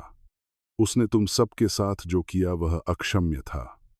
लेकिन अगर इसमें से कुछ भी अच्छा निकला है तो वह यह है कि इसने मुझे दिखाया कि मेरे जीवन में वास्तविक मूल्यवान लोग कौन हैं। मेरे उपनाम को साझा करने वाला रक्त संबंधी परिवार नहीं, बल्कि वे लोग जो मेरे साथ तब खड़े थे जब दुनिया ने मुझे दोषी ठहरा दिया था। उन्होंने सीधे लूसिया की ओर देखा, यह महिला जिसे मेरी मदद करने का कोई दायित्व नहीं था, जिसने सच खोजने के लिए हर चीज दांव पर लगा दी। उसने मुझे दिखाया कि सच्ची वफादारी क्या है, असली साहस। सेबेस्टियन ने एक लिफाफा निकाला। लूसिया, यह नौकरी का अनुबंध नहीं है, साझेदारी का अनुबंध है। मैं चाहता हूं कि तुम मेरे व्यवसायों के पुनर्निर्माण में मेरी भागीदार बनो। मैं चाहता हूं कि तुम्हारी आवाज, तुम्हारा दृष्टिकोण, तुम्हारी अखंडता भविष्य में मेरे हर काम के केंद्र में हो। लूसिया सांस लेना भूल गईं। मिस्टर मेहरोत्रा, मेरे पास व्यवसाय में शिक्षा नहीं है, मैं तो बस, तुम सिर्फ सबसे अखंड महिला हो जिसे मैंने जाना है, सेबेस्टियन ने दृढ़ता से बीच में टोका। और यही मुझे चाहिए है, कोई ऐसा जो मुझे ईमानदार रखे, कोई ऐसा जो मुझे याद दिलाए कि व्यवसाय केवल मुनाफे के बारे में नहीं है, बल्कि उन जिंदगियों के बारे में है जिन्हें हम छूते हैं। प्लीज हाँ कहो, कांपते हाथों से। लूसिया ने लिफाफा स्वीकार कर लिया। पैसे या जो प्रतिष्ठा वह दर्शाता था उसके लिए नहीं, बल्कि इसलिए कि यह कुछ गहरा दर्शाता था। यह मान्यता कि किसी व्यक्ति का मूल्य उसके शीर्षक या शिक्षा में नहीं है, बल्कि उसके चरित्र में है। क्या और कुछ है? सेबेस्टियन ने जारी रखा। मैंने एक फाउंडेशन बनाने का फैसला किया है, एक वास्तविक फाउंडेशन। इस बार इसका नाम होनेस्ट होप फाउंडेशन, ईमानदार आशा फाउंडेशन रखा जाएगा। इसका एक उद्देश्य होगा वित्तीय धोखाधड़ी के पीड़ितों के परिवारों की मदद करना। यह मुफ्त कानूनी सलाह प्रदान करेगा, जीवन यापन के खर्चों में मदद करेगा, और सबसे महत्वपूर्ण बात, उन कानूनों को बदलने के लिए लड़ेगा जो मारिया जैसी लोगों को इतने लंबे समय तक बचने देते हैं। डॉन अल्फ्रेडो रुइज, जिन्होंने अपनी मैकेनिकल वर्कशॉप खो दी थी, खड़े हुए। मिस्टर मेहरोत्रा, हम में से कई लोग उस फाउंडेशन में योगदान करना चाहते हैं। नहीं, सेबेस्टियन ने सिर हिलाया। तुमने काफी दुख सहा है। फाउंडेशन पूरी तरह से मेरे द्वारा वित्त पोषित किया जाएगा। जो मुझे चाहिए वह यह है कि तुम अपनी कहानियां साझा करो, कि तुम सार्वजनिक रूप से इस बारे में बात करो कि तुमने क्या अनुभव किया, क्योंकि तुम्हारी आवाजें ही हैं जो कानून बदलेंगी। डॉ. तेरेसा कैंपोस धीरे धीरे खड़ी हुईं। अपनी छड़ी के सहारे टिकी हुई थीं। मैं करूंगी। मैं अपनी कहानी जितनी बार जरूरी होगी बताऊंगी, ताकि किसी अन्य बुजुर्ग महिला को आश्रय में न सोना पड़े, क्योंकि उन्होंने गलत व्यक्ति पर भरोसा किया था। कमरा तालियों की गड़गड़ाहट से गूंज उठा। अगले कुछ महीनों में शुद्धतम रूप में न्याय आया। मारिया दोरान को 15 साल की जेल हुई। मुकदमे में जब उन्हें बोलने का अवसर दिया गया तो उन्होंने आखिरकार अपनी प्रेरणा का खुलासा किया। मेरे चाचा के पास सब कुछ था, उन्होंने कड़वाहट से भरे स्वर में कहा। हवेली, सम्मान, सफलता। जबकि मेरी माँ, उनके अपने बहन, जीवित रहने के लिए संघर्ष कर रही थी। मैं उन्हें दिखाना चाहती थी कि मैं उनसे ज्यादा सफल, ज्यादा अमीर, ज्यादा शक्तिशाली हो सकती हूँ। और अगर इसमें प्रक्रिया में उन्हें नष्ट करना शामिल था तो ऐसा ही हो। जब सब कुछ आखिरकार शांत हो गया तो लूसिया मेहरोत्रा हवेली लौट आईं। अब नौकरानी के रूप में नहीं, बल्कि भागीदार के रूप में। लेकिन जब वह अंदर आईं और उस स्टडी रूम को देखा जहां सब कुछ शुरू हुआ था, तो उन्हें कुछ प्रतीकात्मक करने की जरूरत महसूस हुई। उन्होंने अपनी सफाई का सामान कार से निकाला। सेबस्टियन ने उन्हें 1 घंटे बाद वहां पाया, उसी सावधानीपूर्ण देखभाल के साथ स्टडी रूम की सफाई करते हुए जो वह हमेशा रखती थीं। लूसिया, तुम्हें अब यह करने की जरूरत नहीं है, मुझे पता है, उन्होंने मुस्कुराते हुए जवाब दिया। लेकिन मैं इसे आखिरी बार याद दिलाने के लिए करना चाहती हूं कि मैं कहां से आई हूं। याद दिलाने के लिए कि ईमानदार काम में कोई शर्म नहीं है। याद दिलाने के लिए कि असली गरिमा उपाधियों से नहीं आती, बल्कि तब आती है जब कोई नहीं देख रहा होता है, तब सही काम करने से आती है। सेबेस्टियन ने एक कपड़ा लिया और उनकी मदद करना शुरू कर दिया। उन्होंने चुपचाप मिलकर सफाई की। न केवल धूल, तो वे साफ और चमकीले स्टडी रूम को घूरते रहे। क्या तुम जानती हो कि इस पूरी कहानी में सबसे अविश्वसनीय चीज क्या है? सेबेस्टियन ने पूछा। क्या? कि अंत में यह मेरा पैसा नहीं था जिसने मुझे बचाया, यह मेरे संपर्क या मेरी शक्ति नहीं थी। यह एक कामकाजी महिला थी जिसने बस अन्याय को स्वीकार करने से इनकार कर दिया, जो तब खड़ी हुई जब बाकी सभी बैठ गए थे। उस रात होनेस्ट होप फाउंडेशन ने अपना आधिकारिक उद्घाटन मनाया। इस कार्यक्रम में वे सभी लोग एकत्र हुए जो कहानी का हिस्सा थे। पैट्रिशिया ने अपनी दादी डॉ एस्टेला के सम्मान में एक भाषण दिया। वादा किया कि वह धोखाधड़ी के पीड़ितों की रक्षा करने में विशेषज्ञता वाले अपने नए काम के लिए अपना करियर समर्पित करेंगी। गैब्रियल टोरेस ने घोषणा की कि वह इस मामले पर एक किताब लिख रहे हैं जिसका सारा लाभ फाउंडेशन को जाएगा। डॉ तेरेसा कैंपोस ने साझा किया कि कैसे न्याय ने उन्हें न केवल उनका पैसा बल्कि उनकी गरिमा भी वापस दी थी।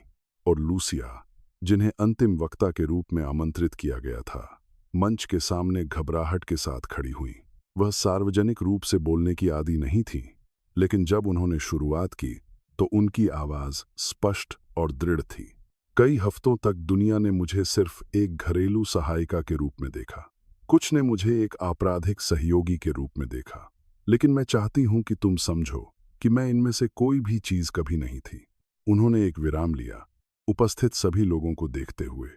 मुझसे बहुत से लोग पूछते हैं कि जब सब कुछ खोया हुआ लग रहा था तो मुझे आगे बढ़ने का साहस कहां से मिला। और जवाब सरल है, तुम सब, हर वह पीड़ित जिसे न्याय का हक था, तुमने मुझे साहस दिया। तुमने मुझे याद दिलाया कि लड़ना क्यों लायक था। अगर मैंने इस सब से कुछ सीखा है, लूसिया ने जारी रखा, तो वह यह है कि वास्तविक बदलाव उन शक्तिशाली लोगों से नहीं आता है। यह उन साधारण लोगों से आता है जो अन्याय को स्वीकार करने से इनकार करते हैं, जो कांपते हुए भी खड़े होते हैं, जो बोलते हैं भले ही उनकी आवाज़ टूट जाए, क्योंकि अंत में ये साधारण आवाज़ें ही हैं जो सच्चाई का एक असाधारण कोरस बनाती हैं। तालियां जोरदार थीं। जब कार्यक्रम समाप्त हुआ और सभी जाने लगे तो सेबेस्टियन ने लूसिया को बालकनी पर खड़े हुए पाया। शहर की रोशनी को देख रही थी। तुम क्या सोच रही हो? उन्होंने पूछा। पूरे सफर के बारे में, उस पहली रात की बारिश के बारे में जब मुझे समन मिला, जेल के बारे में जहां मैंने तुम्हें तबाह देखा, आश्रय के बारे में जहां मैंने डॉ तेरेसा का दुख जाना, हर उस पल के बारे में जहां मैं हार मानने वाली थी लेकिन मैं आगे बढ़ती रही। क्या तुम जानती हो कि तुम्हें वास्तव में आगे क्या रखा? सेबेस्टियन ने पूछा। यह निश्चितता कि सच मायने रखता है, कि न्याय मायने रखता है, कि जब एक अच्छे व्यक्ति को अन्याय झेलना पड़ता है तो हम सभी पीड़ित होते हैं, और जब हम उस व्यक्ति के लिए खड़े होते हैं तो हम सभी ऊपर उठते हैं। हल्की हवा बालकनी के पर्दों को हिला रही थी।